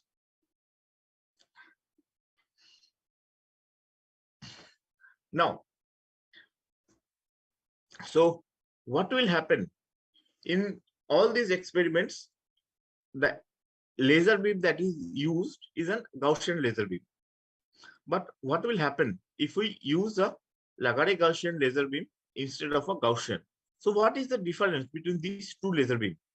The difference is the orbital angular momentum. A Lagrange Gaussian laser beam is accompanied with a orbital angular momentum,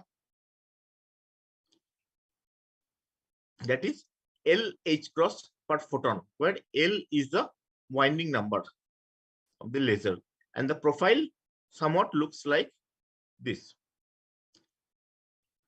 And when we use the Lagrange Gaussian laser beam, we can see again that the symmetry of the condensate is broken, and it induces a vortices for the lowest winding number, that is L equal to 1. So you can see that figure A, that represents a BEC with a translational symmetry. However, in figure B, you can clearly see the vortices that is generated using the Lagrange Gaussian beam, and this occurs because the transfer of orbital angular momentum from the laser to the BEC atoms, and atoms self-organize themselves in the shape of a vortices. Figure C, here we cut off the laser beam and let the BEC evolve freely, and D represents, you can see clearly the rotation. Now, this leads to a very interesting result. What is that? That this result is for L equal to 1. But what will happen if we consider the higher winding number, that is L greater than equal to 2? So in order to do that, we propose a setup that we have considered a Bose-Einstein condensate, and LG laser beam is driven in its along the transverse direction, that is perpendicular to the plane of the BEC. So what will happen? Yeah. So of course, the Hamiltonian can be written as a sum of H0, HAF, HAF2 and H interaction. So what is that? H0 is a simple BEC Hamiltonian where Hg consists of kinetic energy and the potential energy. H cross omega L refers to the frequency of the laser beam, and AL that annihilates atom, and sorry, AL dagger creates an atom, and AL is the usual bosonic operator that follows the properties. And phi is this radiation that is indicates the radiation that is coming out of the condensate. Since we have considered a pancake type BEC, so we expect the radiation that is coming out from the edge of the condensate all around the condensate. HAF, that is the interaction between the condensate atoms and the laser beam, phi L. So what happens that a laser photon interacts with the condensate atoms and creates a recoiled condensate atoms and a radiation that is represented by phi. And here psi dagger is the recoiled atoms. And HAF2, it is basically the interaction between the other atoms in the condensate with the radiation field that is emitted by the one atom. And H interaction refers to the atom-atom interaction inside the condensate. And we assume the usual LG beam profile, and in this case we consider a higher winding number, that is from L equal to 2 to 7. Of course you can go beyond, but we will restrict ourselves to the 7. So first thing is, when we consider that the winding number is 3, we observe that figure A represents at T equal to 0 the translational symmetry of the BEC, and there is no radiation. However, after a little later, we see that the condensate atoms evolve and self-organize themselves in a threefold symmetric structure with generation of 3 vortices. So for L equal to 3, we observe the generation of 3 vortices, and each vortices is with single charge. Now here at figure C, we cut off the interaction between condensate atoms and the external laser and let the BEC evolve freely. And you can see here clearly the rotation of these vortices. And this indicates clearly that the phase transition that occurs here is a rotatory phase transition. And that will be cleared in the next figure. Before, I would like to show you that what happens for other L. So you can see for L equal to 2, we have 2 vortices. As I mentioned, L equal to 3, we have generation of 3 vortices, and correspondingly for L equal to 4, we have 4. L equal to 5, we have 5 vortices. L equal to 6, we have 6 vortices, and so on. So before going into the details of this one, let us summarize what we observed. So this is the rotational analog of the self-organization of atoms, which was in the beginning I showed by the experiment of the Esslinger group at ETH Zurich. So we observe the symmetry of the BEC is spontaneously broken and a L-fold rotational symmetric structure emerged. Why L-fold? Because for L equal to 3, we have a 3-fold rotational symmetric structure. For L equal to 5, we have a 5-fold rotational symmetric structure. That means through the generation of 5 vertices or L vertices in general. And at the edge of the structures, we observe the generation of vertices with which are single charge. So now this is the average of the orbital angular momentum or the normalized orbital angular momentum. You can see that at some point the BEC has acquired enough orbital angular momentum, but the superradiant peak occurs at here, where BEC already acquired enough orbital angular momentum through the interaction between the laser photons and the BEC atoms. And this clearly indicates that the phase transition is rotational. And of course, at this point, you can ask that we have this figure correspond to L equal to 3, as I showed you in the beginning for this set of pictures, and the corresponding mean photon number or the intensity and the normalized orbital angular momentum is for L equal to 3. Of course, you can ask that here the peak goes around 6, whereas I have supplied the LH cross orbital angular momentum, that is 3H cross. So where does this extra angular momentum goes? Because each vertices, that means 3 vertices, acquires, each being a single charge, acquires 3 orbital angular momentum, and rest of the angular momentum is distributed over the BEC.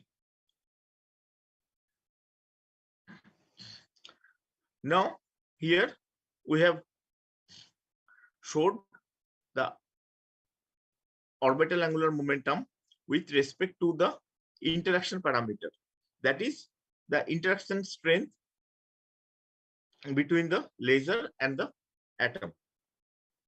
And here you can see that there are some plateau that arises here, and these plateaus are exactly at that point where the single charge vortices is generated. Of course, we considered a loss or gain term, and of course, for higher loss, the SR occurs for a larger strength of eta, and that is obvious. Now we are able to map this interesting result to the decay model, and in order to do that, we use the Schwinger representation and represents the order parameter of the condensate into the 2 states, that is CG corresponding to the ground state and the CE corresponding to the excited state. So basically we map it into a 2-level model. Schwinger representation, and the population difference is given by SZ, and using the Schwinger representation, the whole Hamiltonian of the system which we considered can be mapped exactly into the form of decay model. And of course, here we have not considered the rotating wave approximation, but you can use the rotating wave approximation as well without loss of any generality. So the Hamiltonian can be mapped exactly to the decay model.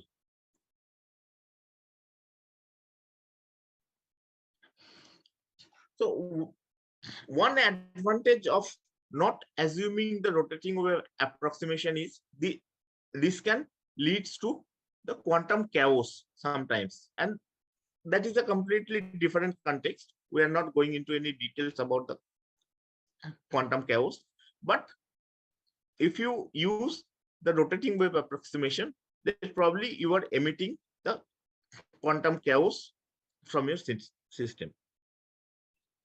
So here we have plot the critical value of the pump strength with respect to the detuning, that is delta, and the U naught, which is the strength of the atom and the superradiance interaction between the superradiant photon and the BC atoms. In both cases, we observe that the slope of this curve is around 0.5, which exactly with the existing literature as shown by the Nagy group in Germany. So the basic thing is that we have modeled one system where, unlike the Esslinger group, they considered the condensate inside an optical cavity. In our model, the cavity is not required.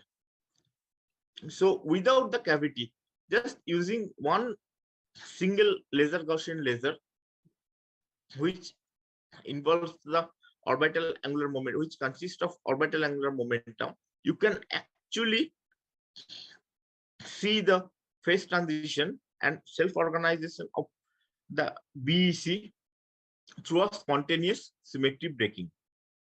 And in the present system, it is the cylindrical symmetry of the BEC is spontaneously broken to the L-fold rotational structure with the generation of L number of vortices. Okay. So this actually leads to a very, very interesting aspect. We can, let me introduce you.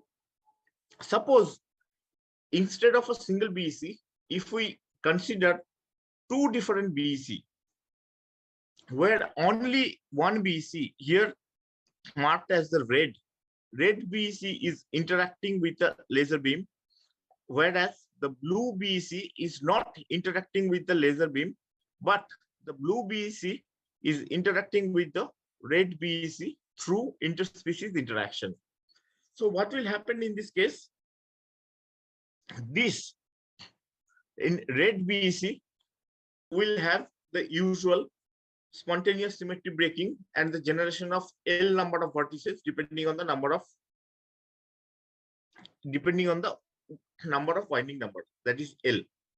Now, through the interspecies interaction, this whole rotational structures will be transferred, can be transferred to the blue BEC, and that is without the need of an interaction with the external laser field.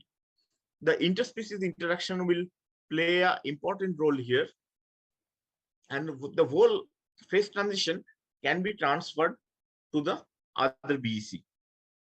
And of course, this model can also be possible to map decay model, and the whole theory is possible to extend to spin orbit coupling as well. But why this is important? This whole transfer of this rotational structure is why important. The important is because it has been observed that exactly at the point of phase transition, the Taskin, a group working in this area, showed that there is a jump in entanglement. So through this transfer of vortices, one can actually able to make a or detect a transfer of entanglement as well. So this is the beauty of this method. So through a phase transition through the self-organization of BEC, one can able to detect the transfer of entanglement from one BEC to the other. So this is the beauty of this product.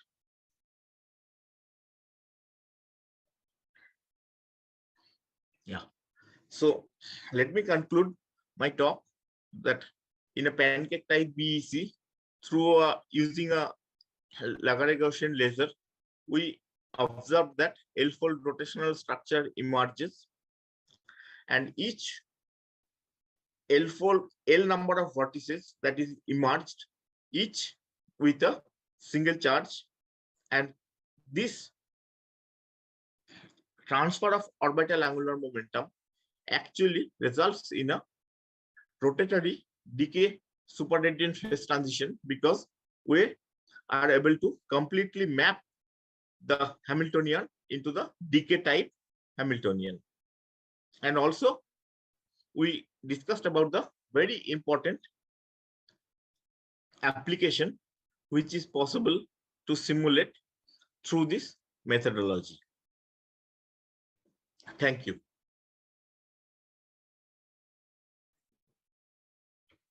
Okay, so thanks, Dr. Das, for a very good presentation. So any questions, participants? You are free to ask questions.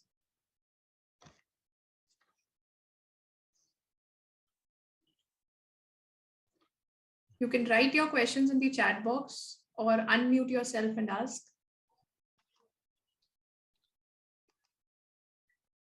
Yeah, can I Yes, ask sir. one question? Yeah. Yes, sir. Priyam, excellent talk. Did excellent talk. I really enjoyed it. Several questions which we can discuss later. Did you see any evidence of coastal Stowless kind of phase transition? Sorry, sir, which one? Evidence of KT phase transition. KT phase transition. No, we haven't looked from the aspect of KT phase transition here. See, but I would of expect course, that, this has a direct consequence with the Travers-Cummings model that is possible. But from the view of KT phase transition, no, we haven't thought about that in that line. I see. And also the super solidity. What was your signature of super solidity? See, in this work, we specifically didn't mention it. It's a super solid, but of course it is a super solid. But since we haven't done the long coherence measurement, so we cannot exactly comment. But it is definitely a super solid, and that is beyond our the semi-classical limit. Yeah, I would believe that. Sure. Very nice. Very good. Enjoyable. Yeah.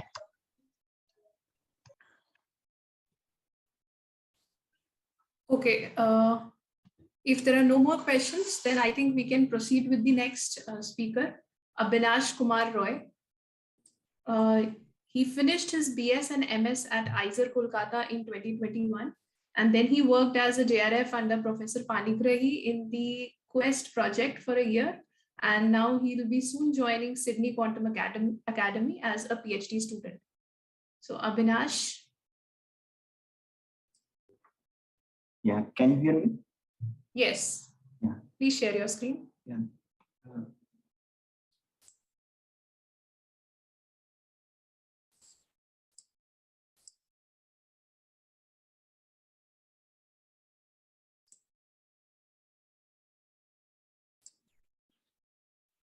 So can you see my slides? Yes.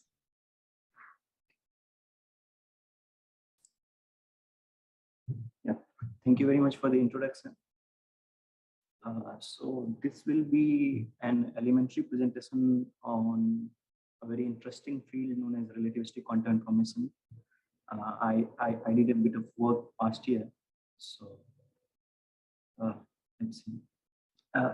So basically, the overview is this: that initially I will talk a bit about quantum correlations, and then a little bit about relativistic effects. In particular, I will talk about Unruh decoherence, and then we will see how the quantum correlations are affected when we have some non-universal observers present.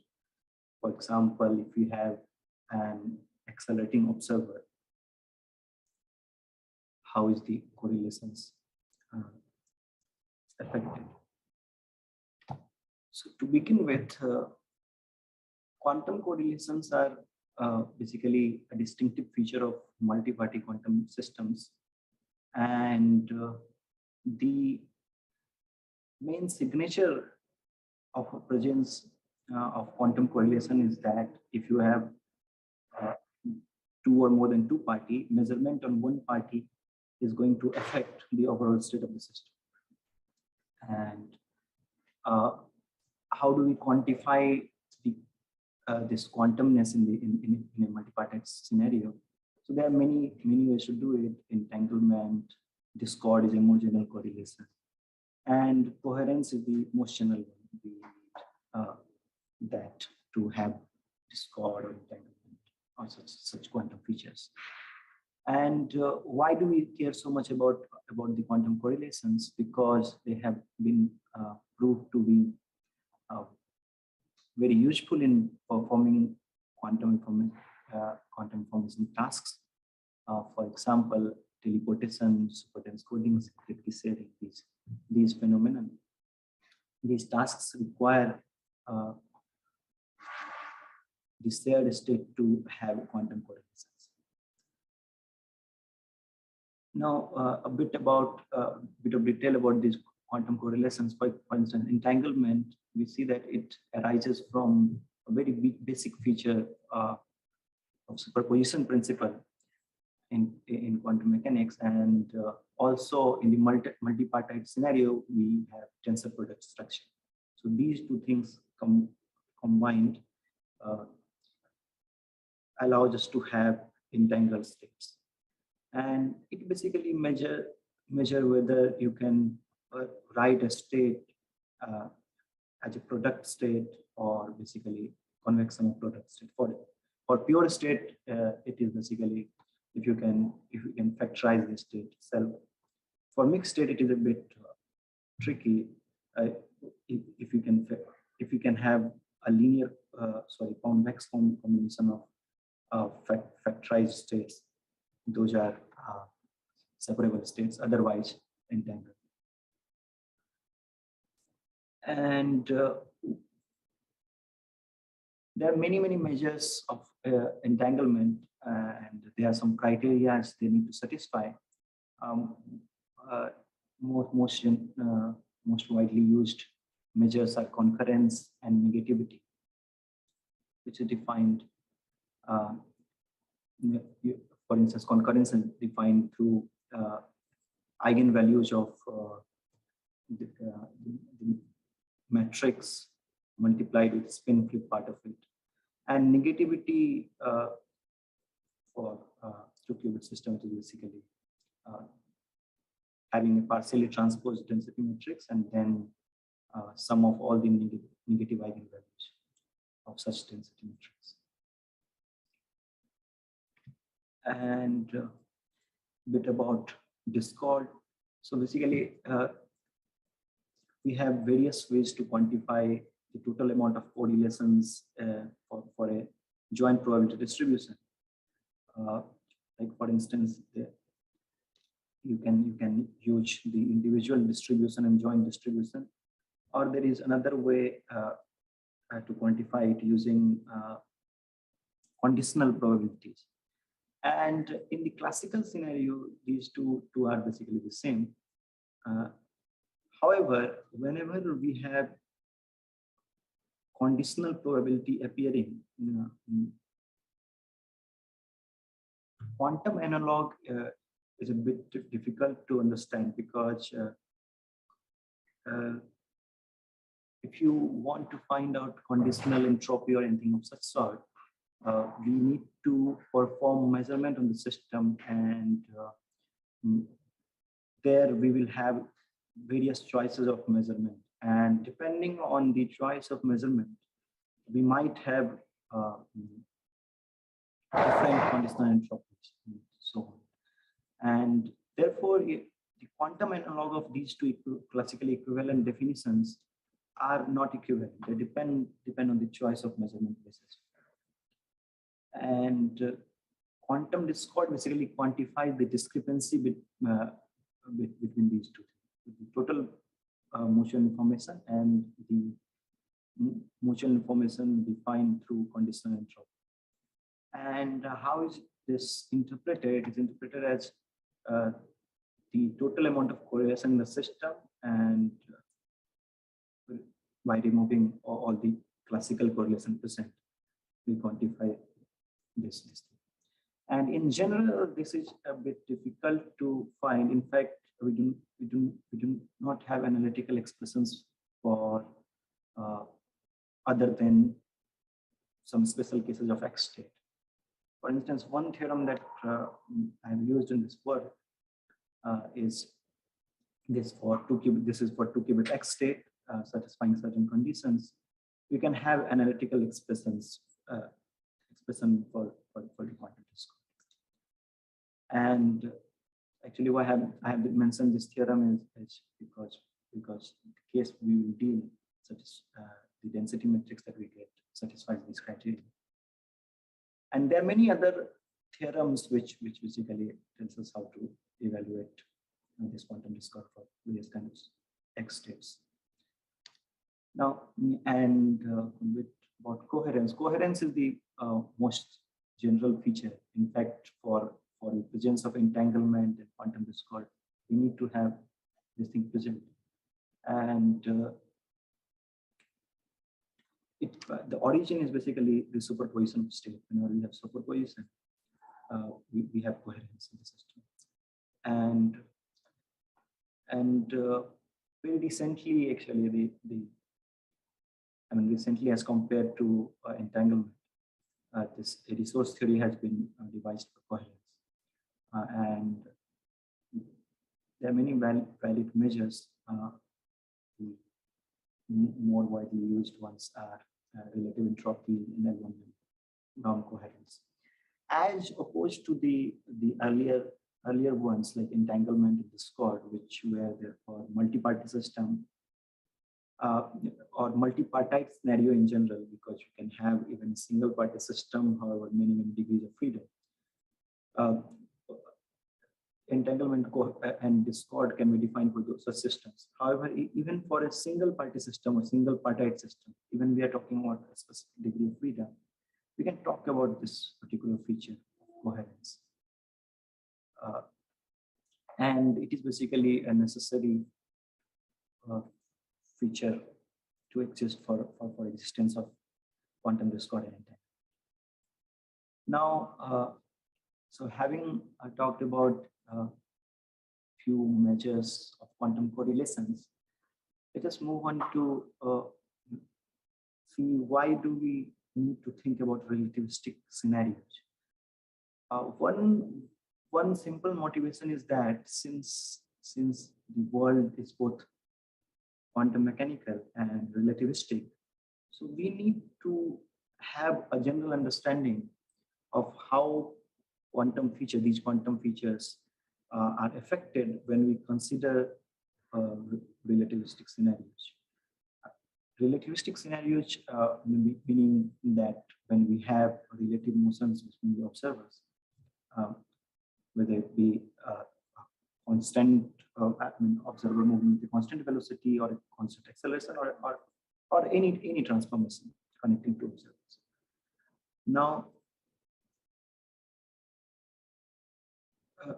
how this question is very relevant, that if we consider such scenarios like an accelerating observer, how does it impact quantum tasks? And to see how does it impact, like for instance, if you want to do teleportation between, like let's say an observer sitting on Earth, another observer in satellite.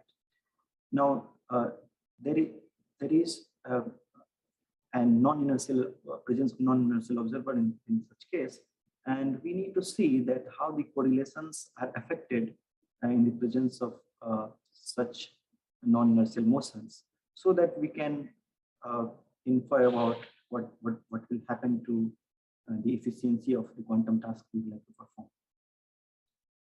So these are basically theoretically motivated as well as experimentally motivated as well, because there exists such scenario where we need to see how our correlations affected. Now, before seeing what happens with the correlation in the relativistic scenario, I'll talk a bit about Unruh effect first. So the basic idea is very simple. In quantum field, you can decompose it in positive frequency mode, negative frequency mode, and to define these modes, we need to have a time-like vector in the space-time we're talking about. And the ones we will talk, for example, Minkowski, and for accelerated observers, we have Rindler space-time. So these space-times do have time-like vectors. So these frequency modes can be meaningfully defined. In fact, to give particle description itself, we need to have this time-like vector so that we can describe this positive and negative frequency modes. Now,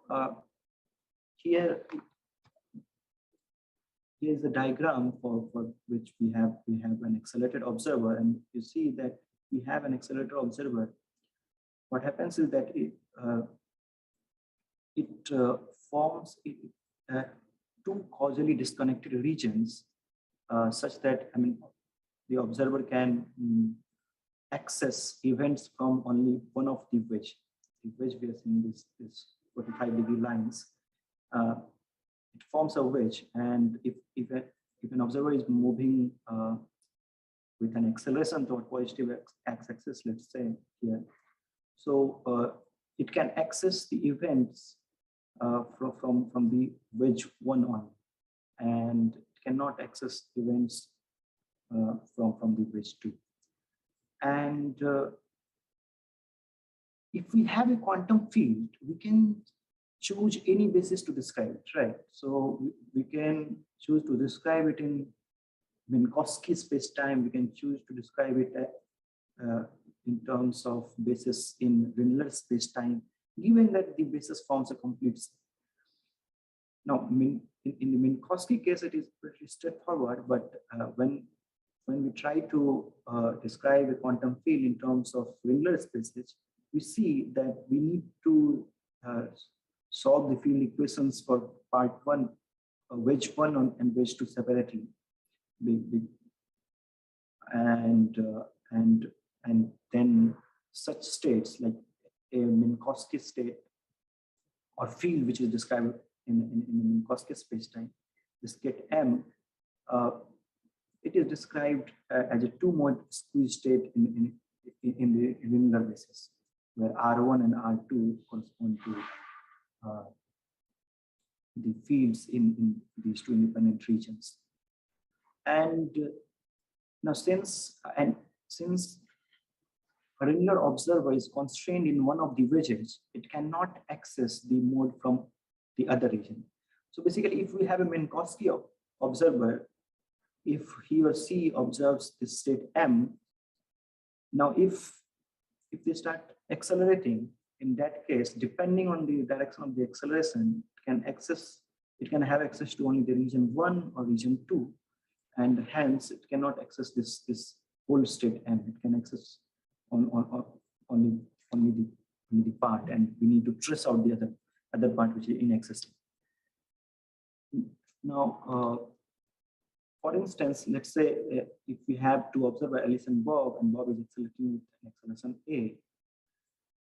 Now, in that case, Minkowski states 0 and 1. Here we are dealing with fermionic system, let's say fermionic fields, so we can only have 0 and 1 occupation states. Now, if we have these Minkowski states 0 and 1, now they are transformed as following. In terms of Rindler 0 and 1, it is given as this following expression. This expression is obtained through the Google, something known as Google transformation. You need to transform the creation and annihilation operator of Minkowski and relate it with the Pearson and Henderson operator of two independent Rindler regions. And through those transformations, we get this particular thing, that ground state is connected to the ground and excited state of Rindler regions in this particular way, and the excited state.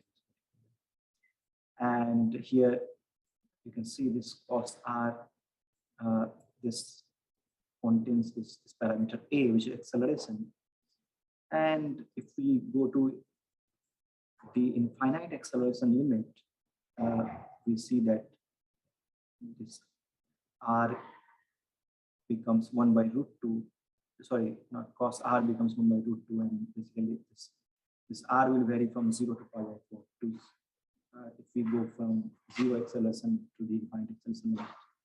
Now, if the observer Bob is not accelerating, let's say the state that he was observing was the ground state 0.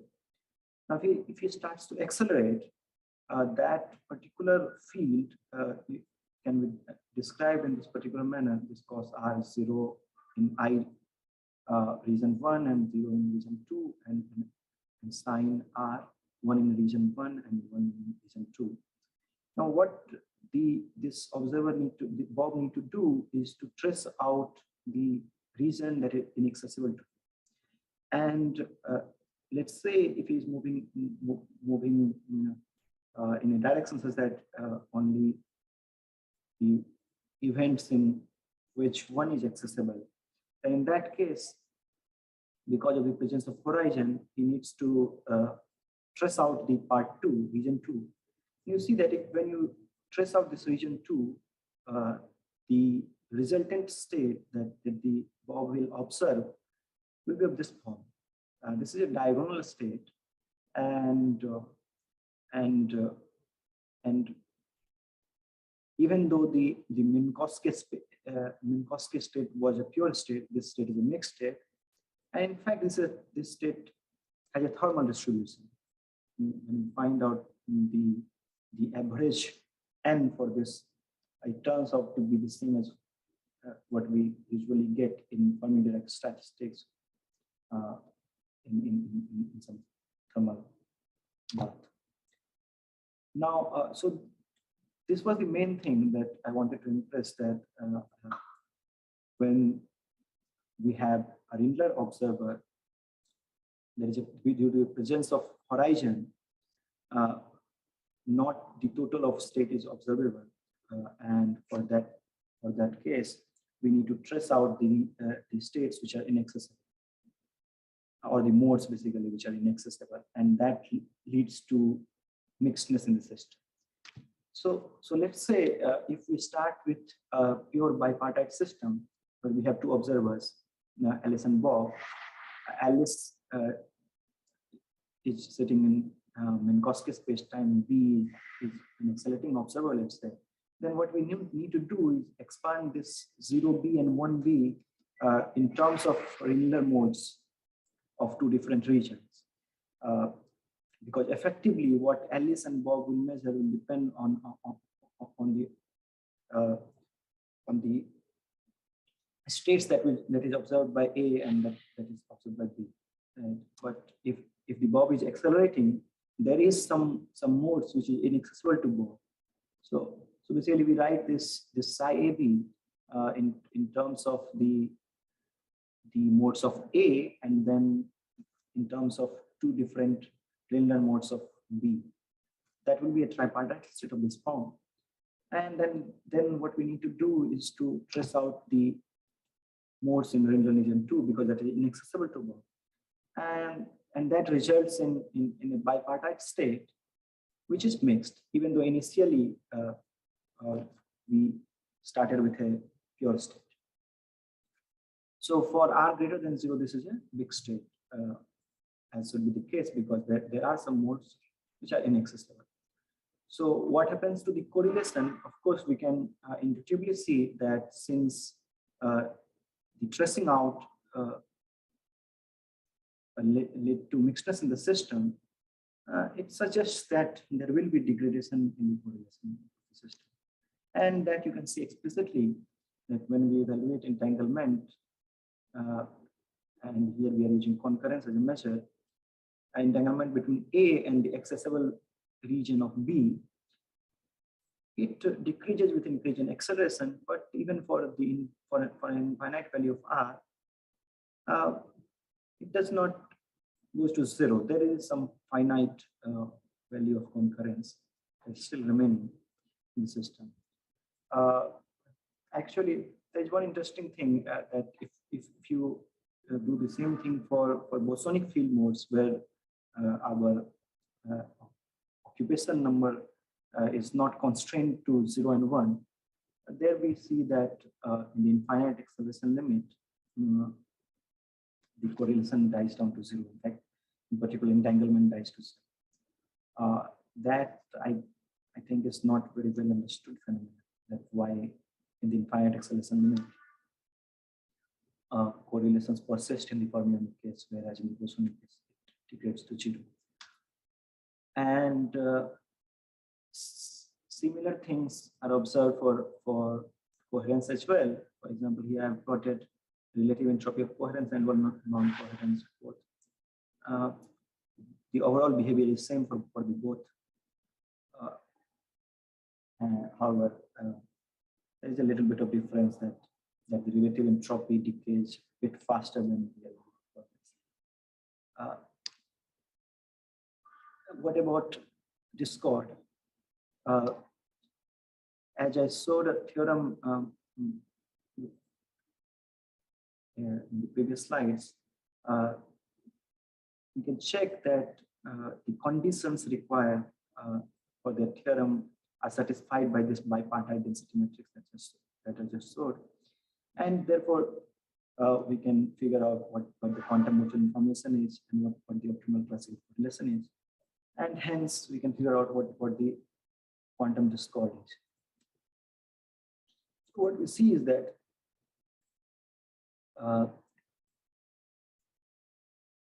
not only the mutual quantum information decays,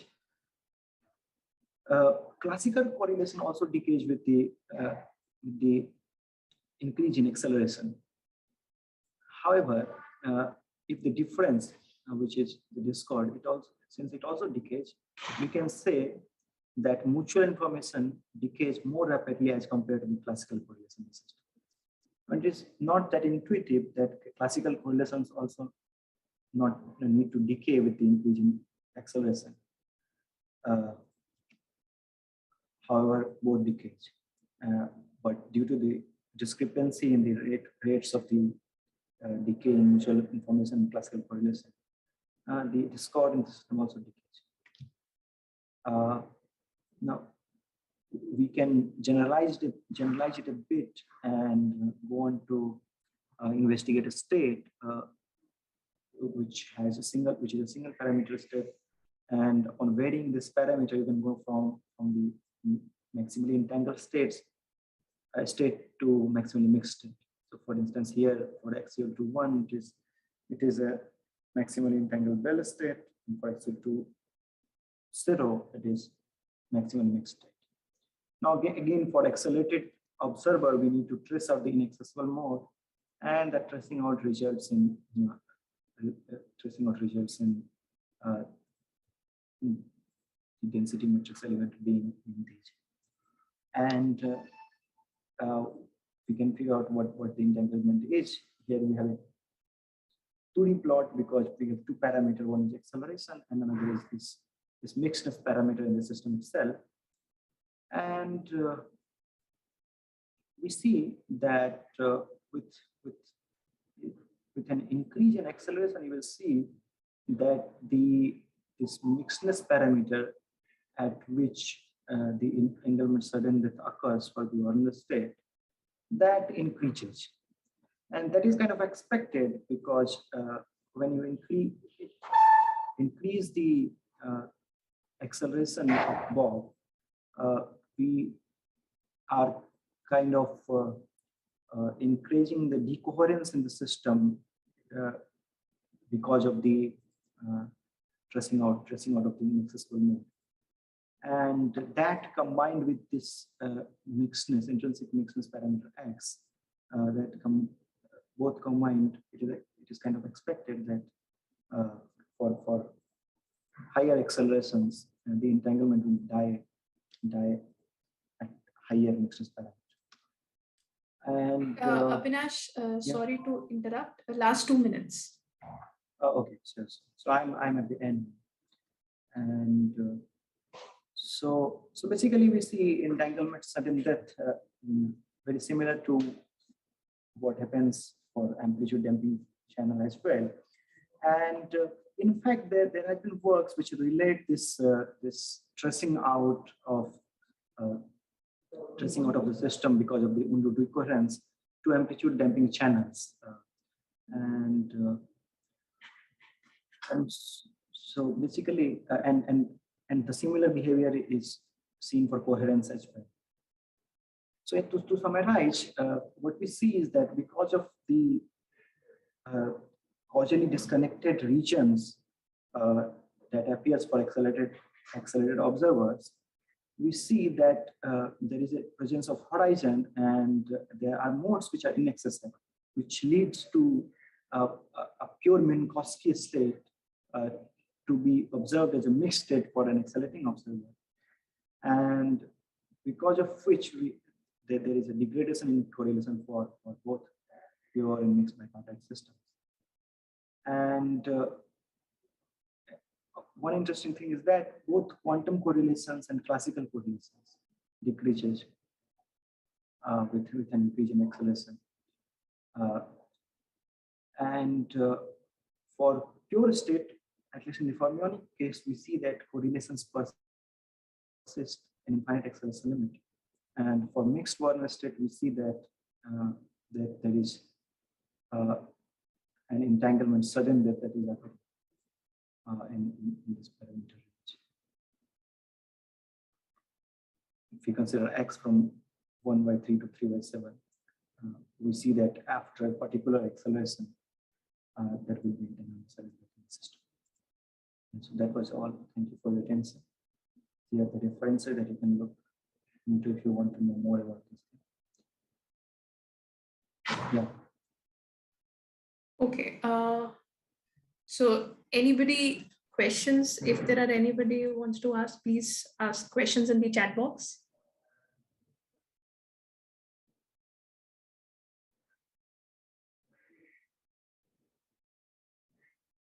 Yes, sir. Avinash, nice talk, enjoyed it. I have a very small question. See, this acceleration is related to, thermal effect, right? The acceleration can be mapped to temperature. So your, loss of coherence and all those things, can it be related to thermal radiation? Yes, of course, it can be related to thermal radiation. Okay. In fact, we see here that this state that we see, it is a thermal distribution, right? Okay. Thank you. Yeah. I have a quick question, Abinash. Thank you for the talk. I was just wondering, like you mentioned that the quantum correlation, classical correlation decreases with acceleration. So this acceleration is the acceleration of the quantum system or like the detector? No, acceleration of the detector here. We are talking about acceleration of the detector. Okay, so Bob itself is accelerating. Yeah. Okay, so is it possible to observe any kind of this effect in real-time quantum computing experiments? Yeah, I'm not sure about that because here we are talking about fields, quantum fields in particular, and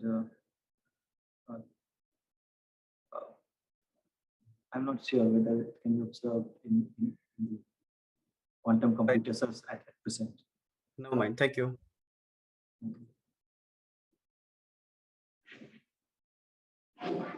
Okay, thank you, Abinash.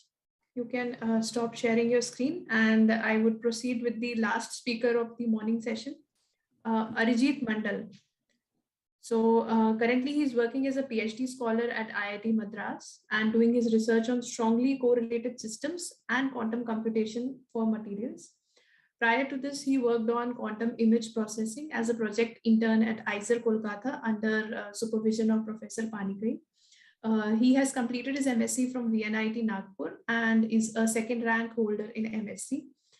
In 2020, he was also selected as a Summer Research Fellow of Indian Academy of Science. So you can start, Arijit. Hello. Yes. Yeah. Okay. So I hope I am audible. Yes, you're audible. Okay. So let me share my screen.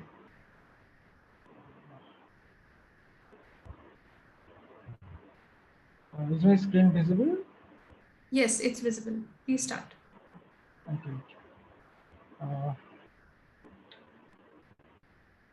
Thank you for the introduction. So today I will talk about quantum image processing and one of our work in this field titled quantum image representation on clusters. So this is an overview of my today's talk. So first I will briefly explain the history of quantum image processing. Then I will briefly explain two protocols, FRQI and NEQR. Then our protocol QIRC, which means quantum image representation on clusters. Then we have successfully implemented our protocol on IBM Quantum that I will explain.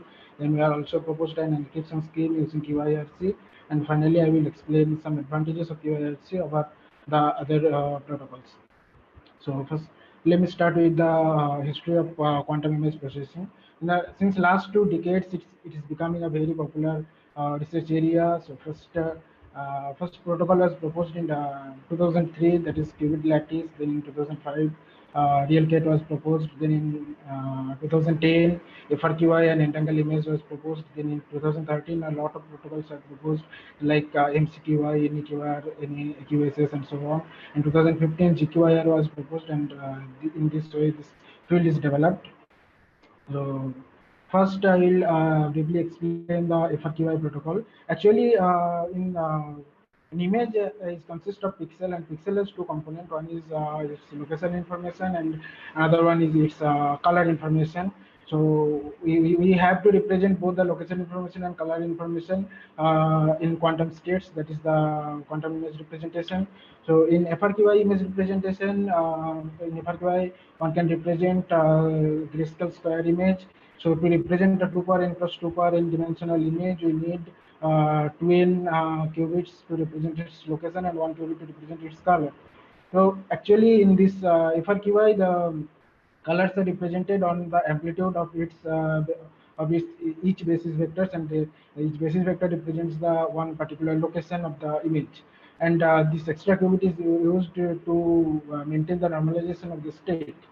So this is the unitary operation required to represent the image. This is actually a controlled rotation gate.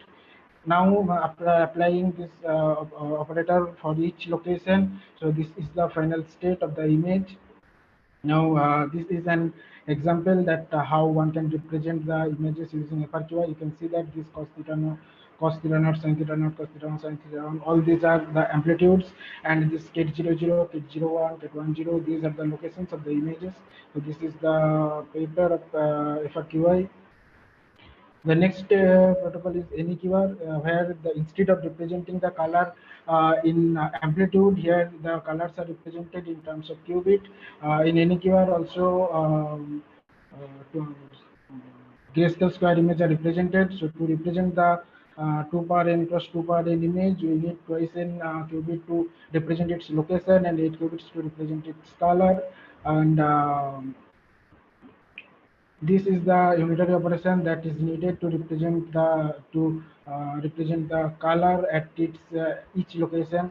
This is actually a control multi-control NOT gate, where the control qubits are the location qubits and the color qubits are the target qubits. So this is the final state of the image, and this is an example that how one can represent an image in terms of NEQR. Now this is our protocol, that is quantum image representation on clusters. And now what are the features of this QIRC? So in QIRC, first we use the cluster state for image representation. In the first day of this researcher meet session, Ms. Ramita told that one can use cluster state as image representation. So this is an example of using cluster state for image representation. Then we represented the cluster state in terms of both X basis and Z basis, and we used it for image representation. And it has an advantage in terms of its encryption purpose that I will explain later. And we can represent image, not only the square image but also the rectangular image of any color scale using QIRC. Now, first, how much qubits are required to represent the images in QIRC? So this is the number of qubits required to represent its location. Suppose if I have capital H plus capital W dimensional image, then to represent its height, we need actually a ceiling function. So represent its height, we need a small h qubits, and to represent its weight, we need a small w qubits. Now to represent its color, so there are 4 color scale is shown in this table. So for black and white image, only 1 qubit is required because there is only 2 colors, either black or white. For binary images, 2 color qubits are required. That means there are 4 colors. For grayscale, we know that there are 256 colors, so you need 8 qubits, because if you have 8 qubits, then you have 2 power 8 bases. Now you can easily assign one basis for one particular color. Now for color image, you need 24 qubits because you have 3 color scale, red, green, blue, 3 color scale, and 8 for each color. So total 24 color qubits are required for color image. So this is an representation of rectangular images, that how one can represent a rectangular image in QIRC. So suppose if you have a 5 plus 3 dimensional image, so you need total 2 qubits to represent its height, because 2 qubit gives you 4 bases. Now you need 3 bases, and 1 basis will remain as redundancy. The same for the width. You need 3 qubit. 3 qubit gives you 8 bases. You can use 5 bases, and remaining 3 are act as redundancies. So if you need a total of H plus W plus Q qubits to represent an images in QIRC. So this is the representation. First we take a cluster state. Now this is actually control Z gate is operated in between the adjacent qubits. I will show you one quantum circuit. You can see that 3 qubit the quantum circuit required for a 3 qubit cluster state. So first you have to apply Hadamard on each. All these are initialized at K 0. Now first you have to apply Hadamard, then you have to apply control Z in adjacent qubits, and this is a open chain kind of thing, so there is no operation between 3 and 1.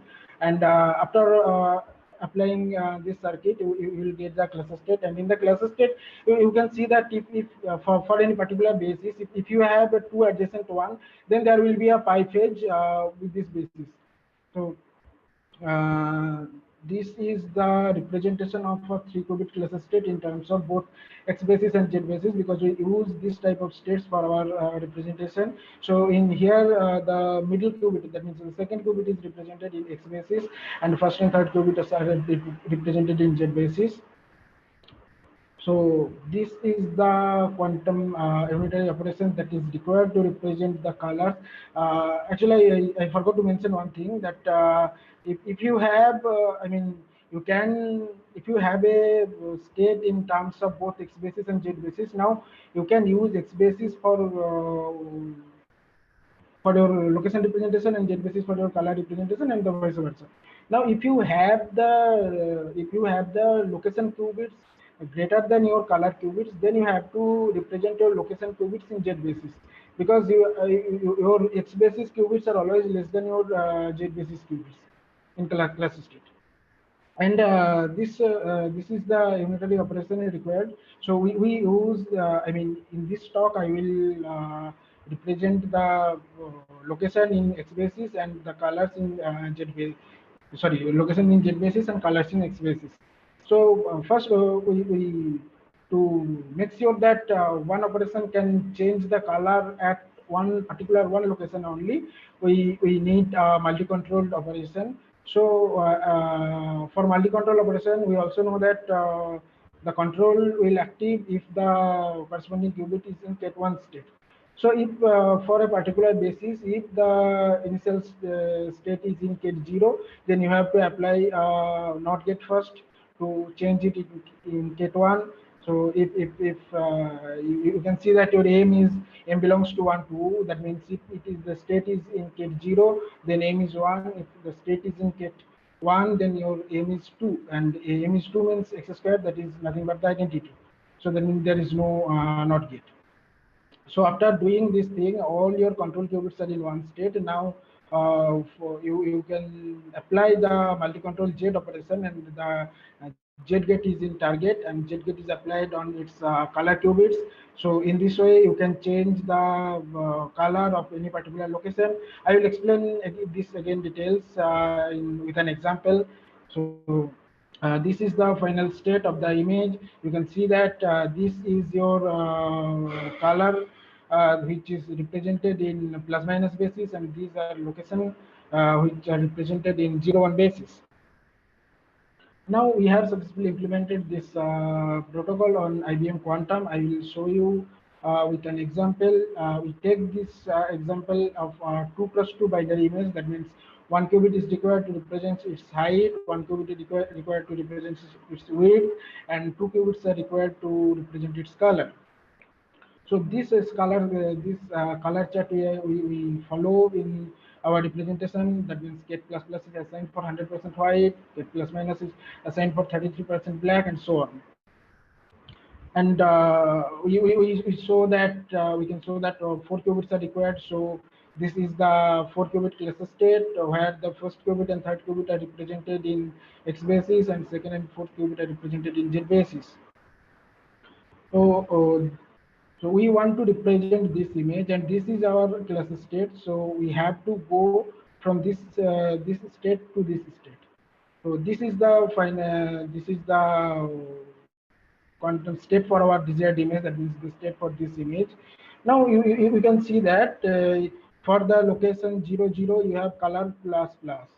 Here also in the final image for the location 0 0, you have color plus plus. You can see that plus plus is 100% white. So you can see that this is original cluster state. This is your original image. So the no operation is required for the state 0 0. I mean for the location 0 0.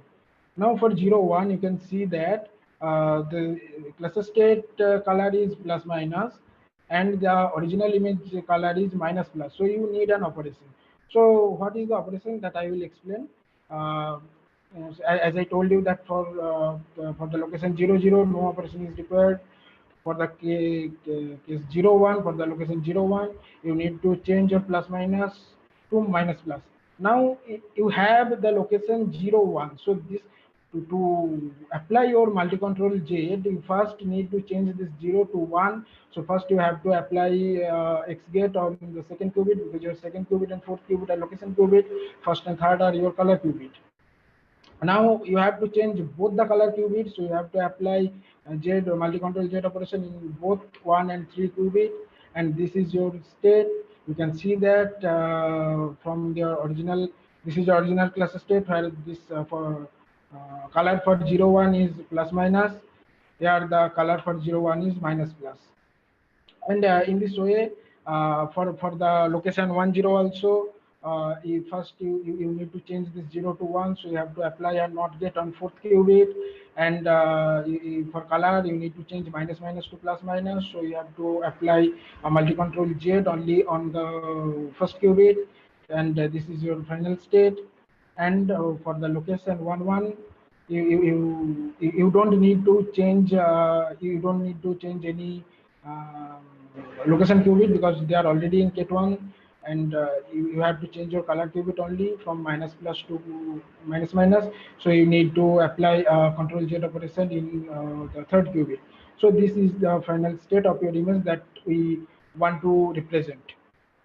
Now this is the quantum circuit that we have implemented, and each barrier actually shows the one particular set of operation. As I told you that there is no operation for the 0 0. 2 control Z operation is required for 0 1. 1 control Z operation is required for 1 0, and 1 control Z operation is required for 1 1. Now to sorry. Now to measure this state, first we need to apply a Hadamard on the color qubits, that means on first qubit and third qubit, because IBM can measure in only Z basis. So we need to change our X basis to Z basis, that means plus minus will change, plus will change to Ket0 and minus will change to Ket1.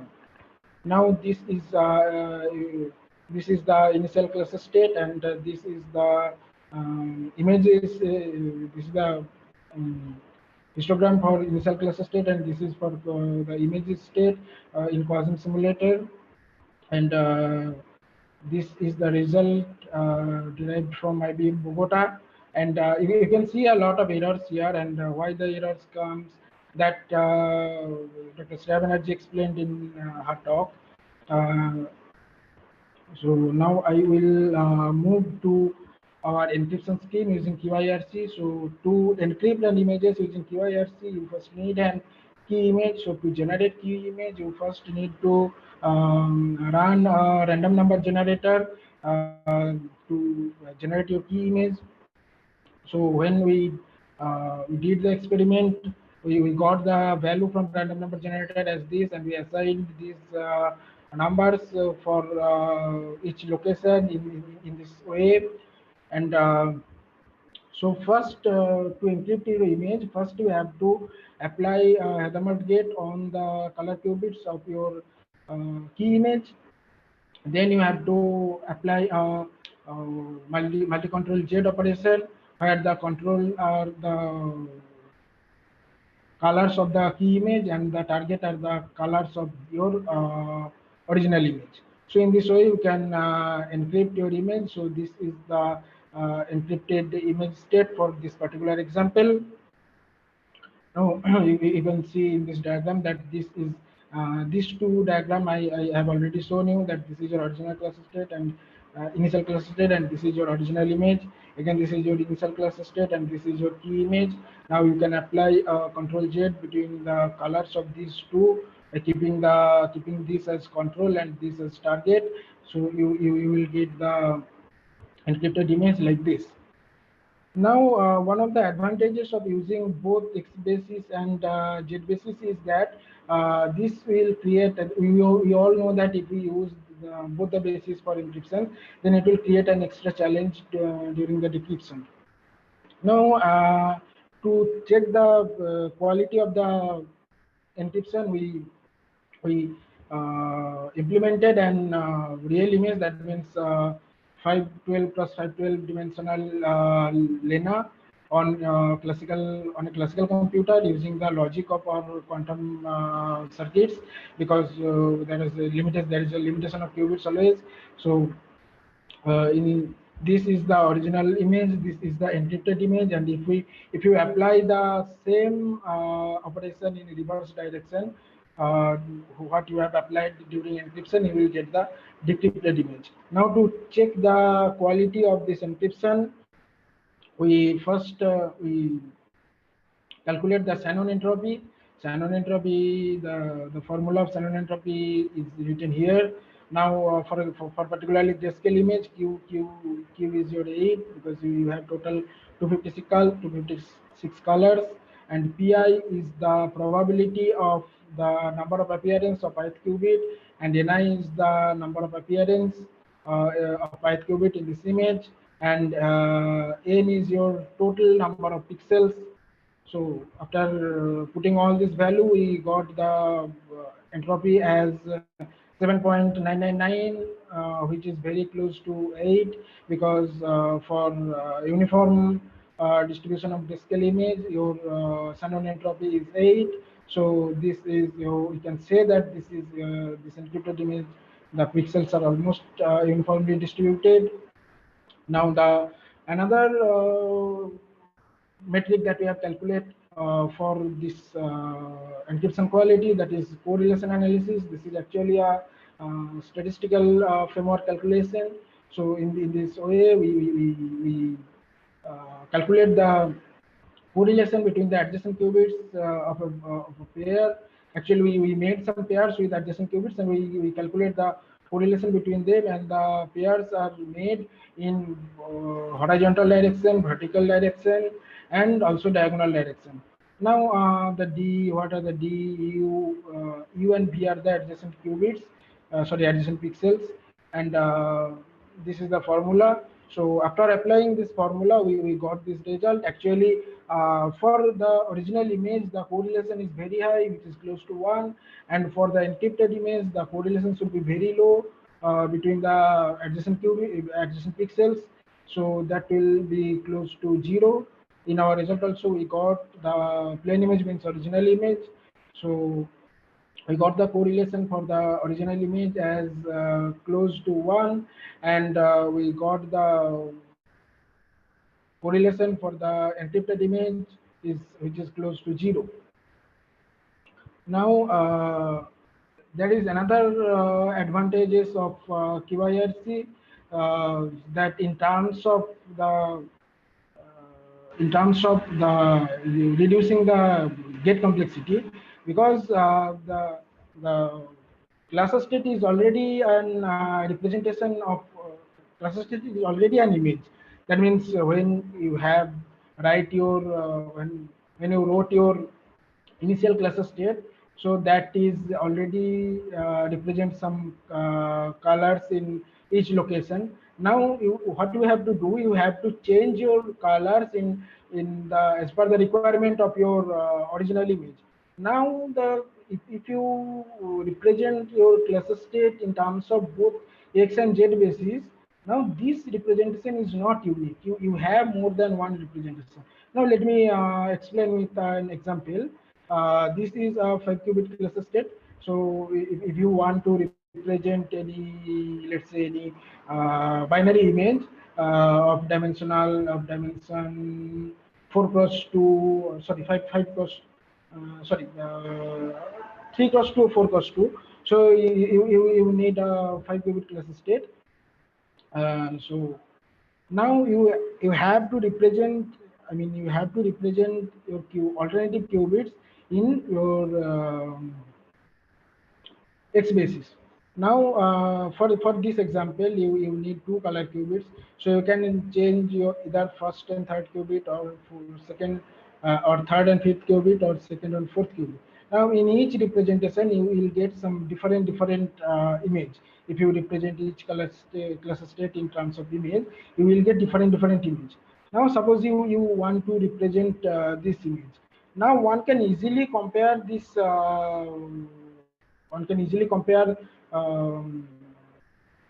the similarity between the pixel of this each class state, and accordingly he can choose one class state such that your the number of operation is minimum. And now for particularly for this image representation, you need 5 set of operations. If you choose the first state, you need 7 operation. If you choose the second state, if you need only 2 operation. If you choose the third state. And this is another protocol, GQIR. GQIR is nothing but the same as any QR protocol, but the only difference is GQIR can represent the rectangular images. So in GQIR also you need 7 set of operations, because in GQIR the initial state is the initial color qubits are all in 0 0 0 0. That means it's like some black screen. Then you have to change your every pixels. So the number of operations required in GQIR is very large. Whereas if one can take this third state, particularly for this email, particularly for this example, only 2 operations are required. So thank you. Okay, there is a hand raised. Arnab wants to ask a question. Yeah, hi, good afternoon. Yes, actually, I was thinking like in your representation, actually, I have 2 or 3 questions actually. Like the quantum image representation means like the base paper is any QR, right? So, hello. The base Paper is considered as any QR is the base paper is considered, right? So, no, any not QR and necessarily.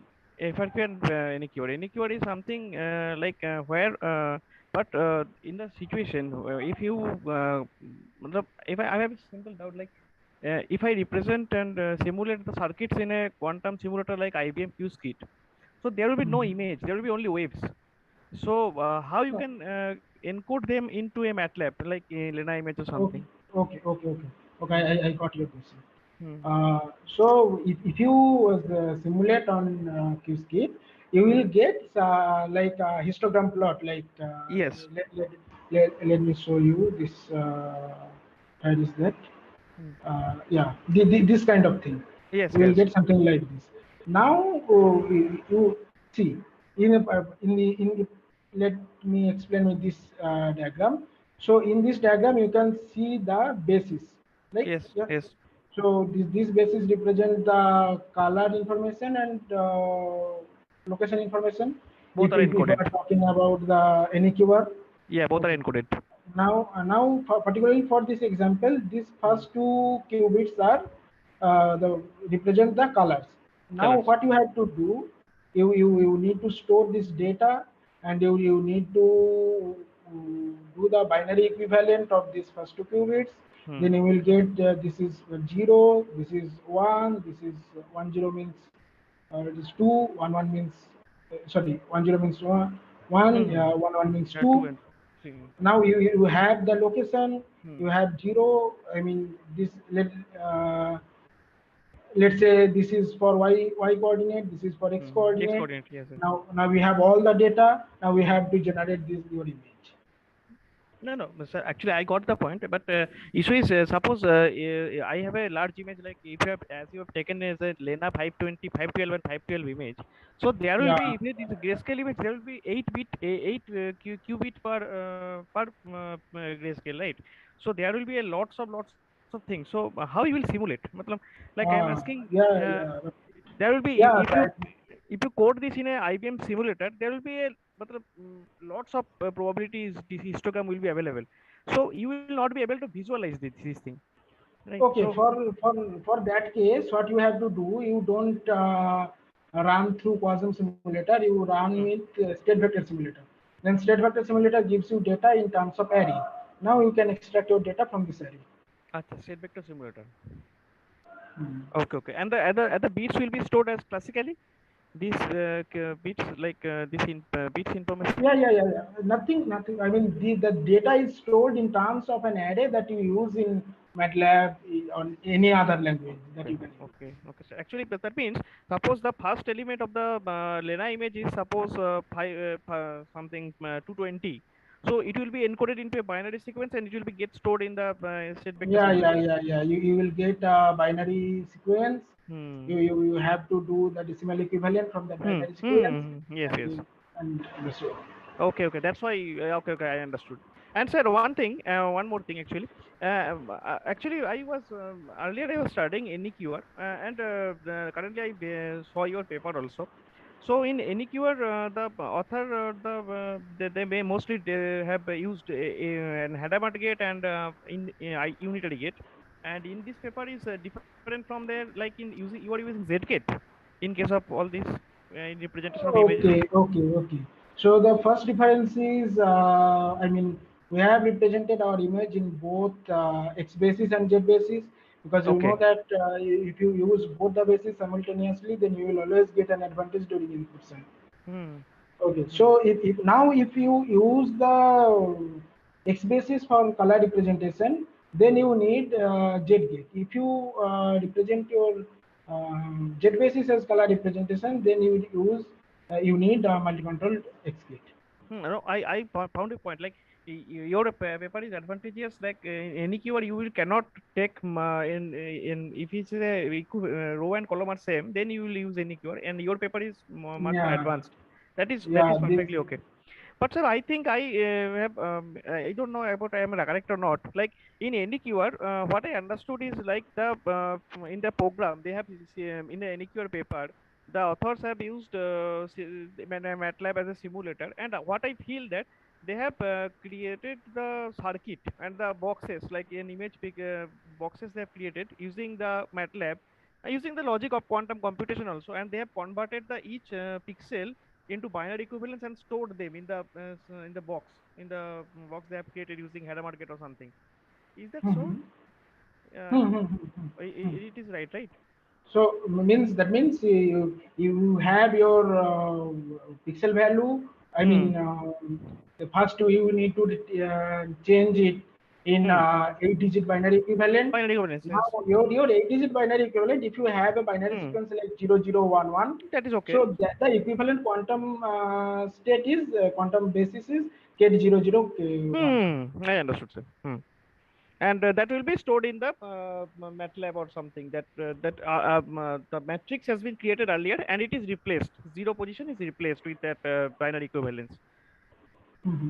Okay. Actually, yes. In the NQT paper, I saw that they have created a zero matrix first using Hadamard gate and identity logic, and after that they have replaced. They have taken an image, and after that they have converted in a they have converted into binary sequence, and they have replaced them in the memory in the blank space. Yeah. Then what is the case is if all your initial collective bits are in K00 sequence, then your initial image is nothing but a black screen. Black screen. Yes. However, in cluster state, this is not a black screen. This is the initial state is already some representation of image. Yes, images. Yes, Now, that's the difference. In the last slide, I saw that. I mean, I saw that if you have particularly this state and you want to represent particularly this image, then you have an advantage in terms of your number of operation required, because you can run a loop, you can compare that the pixel in your original image that you want to represent and in the 3 different cluster state. Now from there you can decide that which cluster state you should use as your initial state, such that your circuit complexity will reduce. Okay, sir. No, actually, sir, classical simulation is required. Otherwise, you will not be able to code or something. More algorithms cannot be applied. If it is a something distribution, then that is all. Still now, it is not that much advanced that you can do all these things, because all this. In some paper you can see that you can some comparator, some adder, some subtractor. The people are already proposed, but that is not that much advanced for larger image representation. Yes, sir. I understood. Okay. Thank you, sir. Yeah, thank you. I have a question to ask. So in slide number 22, the slide before this, you showed covariance. So I just wanted to know that what is the significance. You said that it will, the encrypted image, the covariance will be closer to 0, and it is negative also. So what is the significance of that? Significance is if it is your original image, original image is something which make any sense. The encrypted image is something which that does not make any sense. So to make a sense, you need I mean, you should have the high correlation between your, actually what is calculated, the correlation is calculated between the, let's say there are so many pixels, any adjacent qubits. So I mean, if in your original image you have some meaningful information that you want to store, so that's why covariance. So this covariance is calculated between adjacent pixels. Yeah, adjacent pixels. Suppose the first qubit, first pixel, second pixel, third pixel in horizontal direction. Similarly in vertical direction, first, second, third. All right. Similarly in diagonal direction. I mean, all the 3 directions. Okay, I got my answer now. Okay. Okay. Are there any more questions? Okay. So thank you, Arijit, for your talk.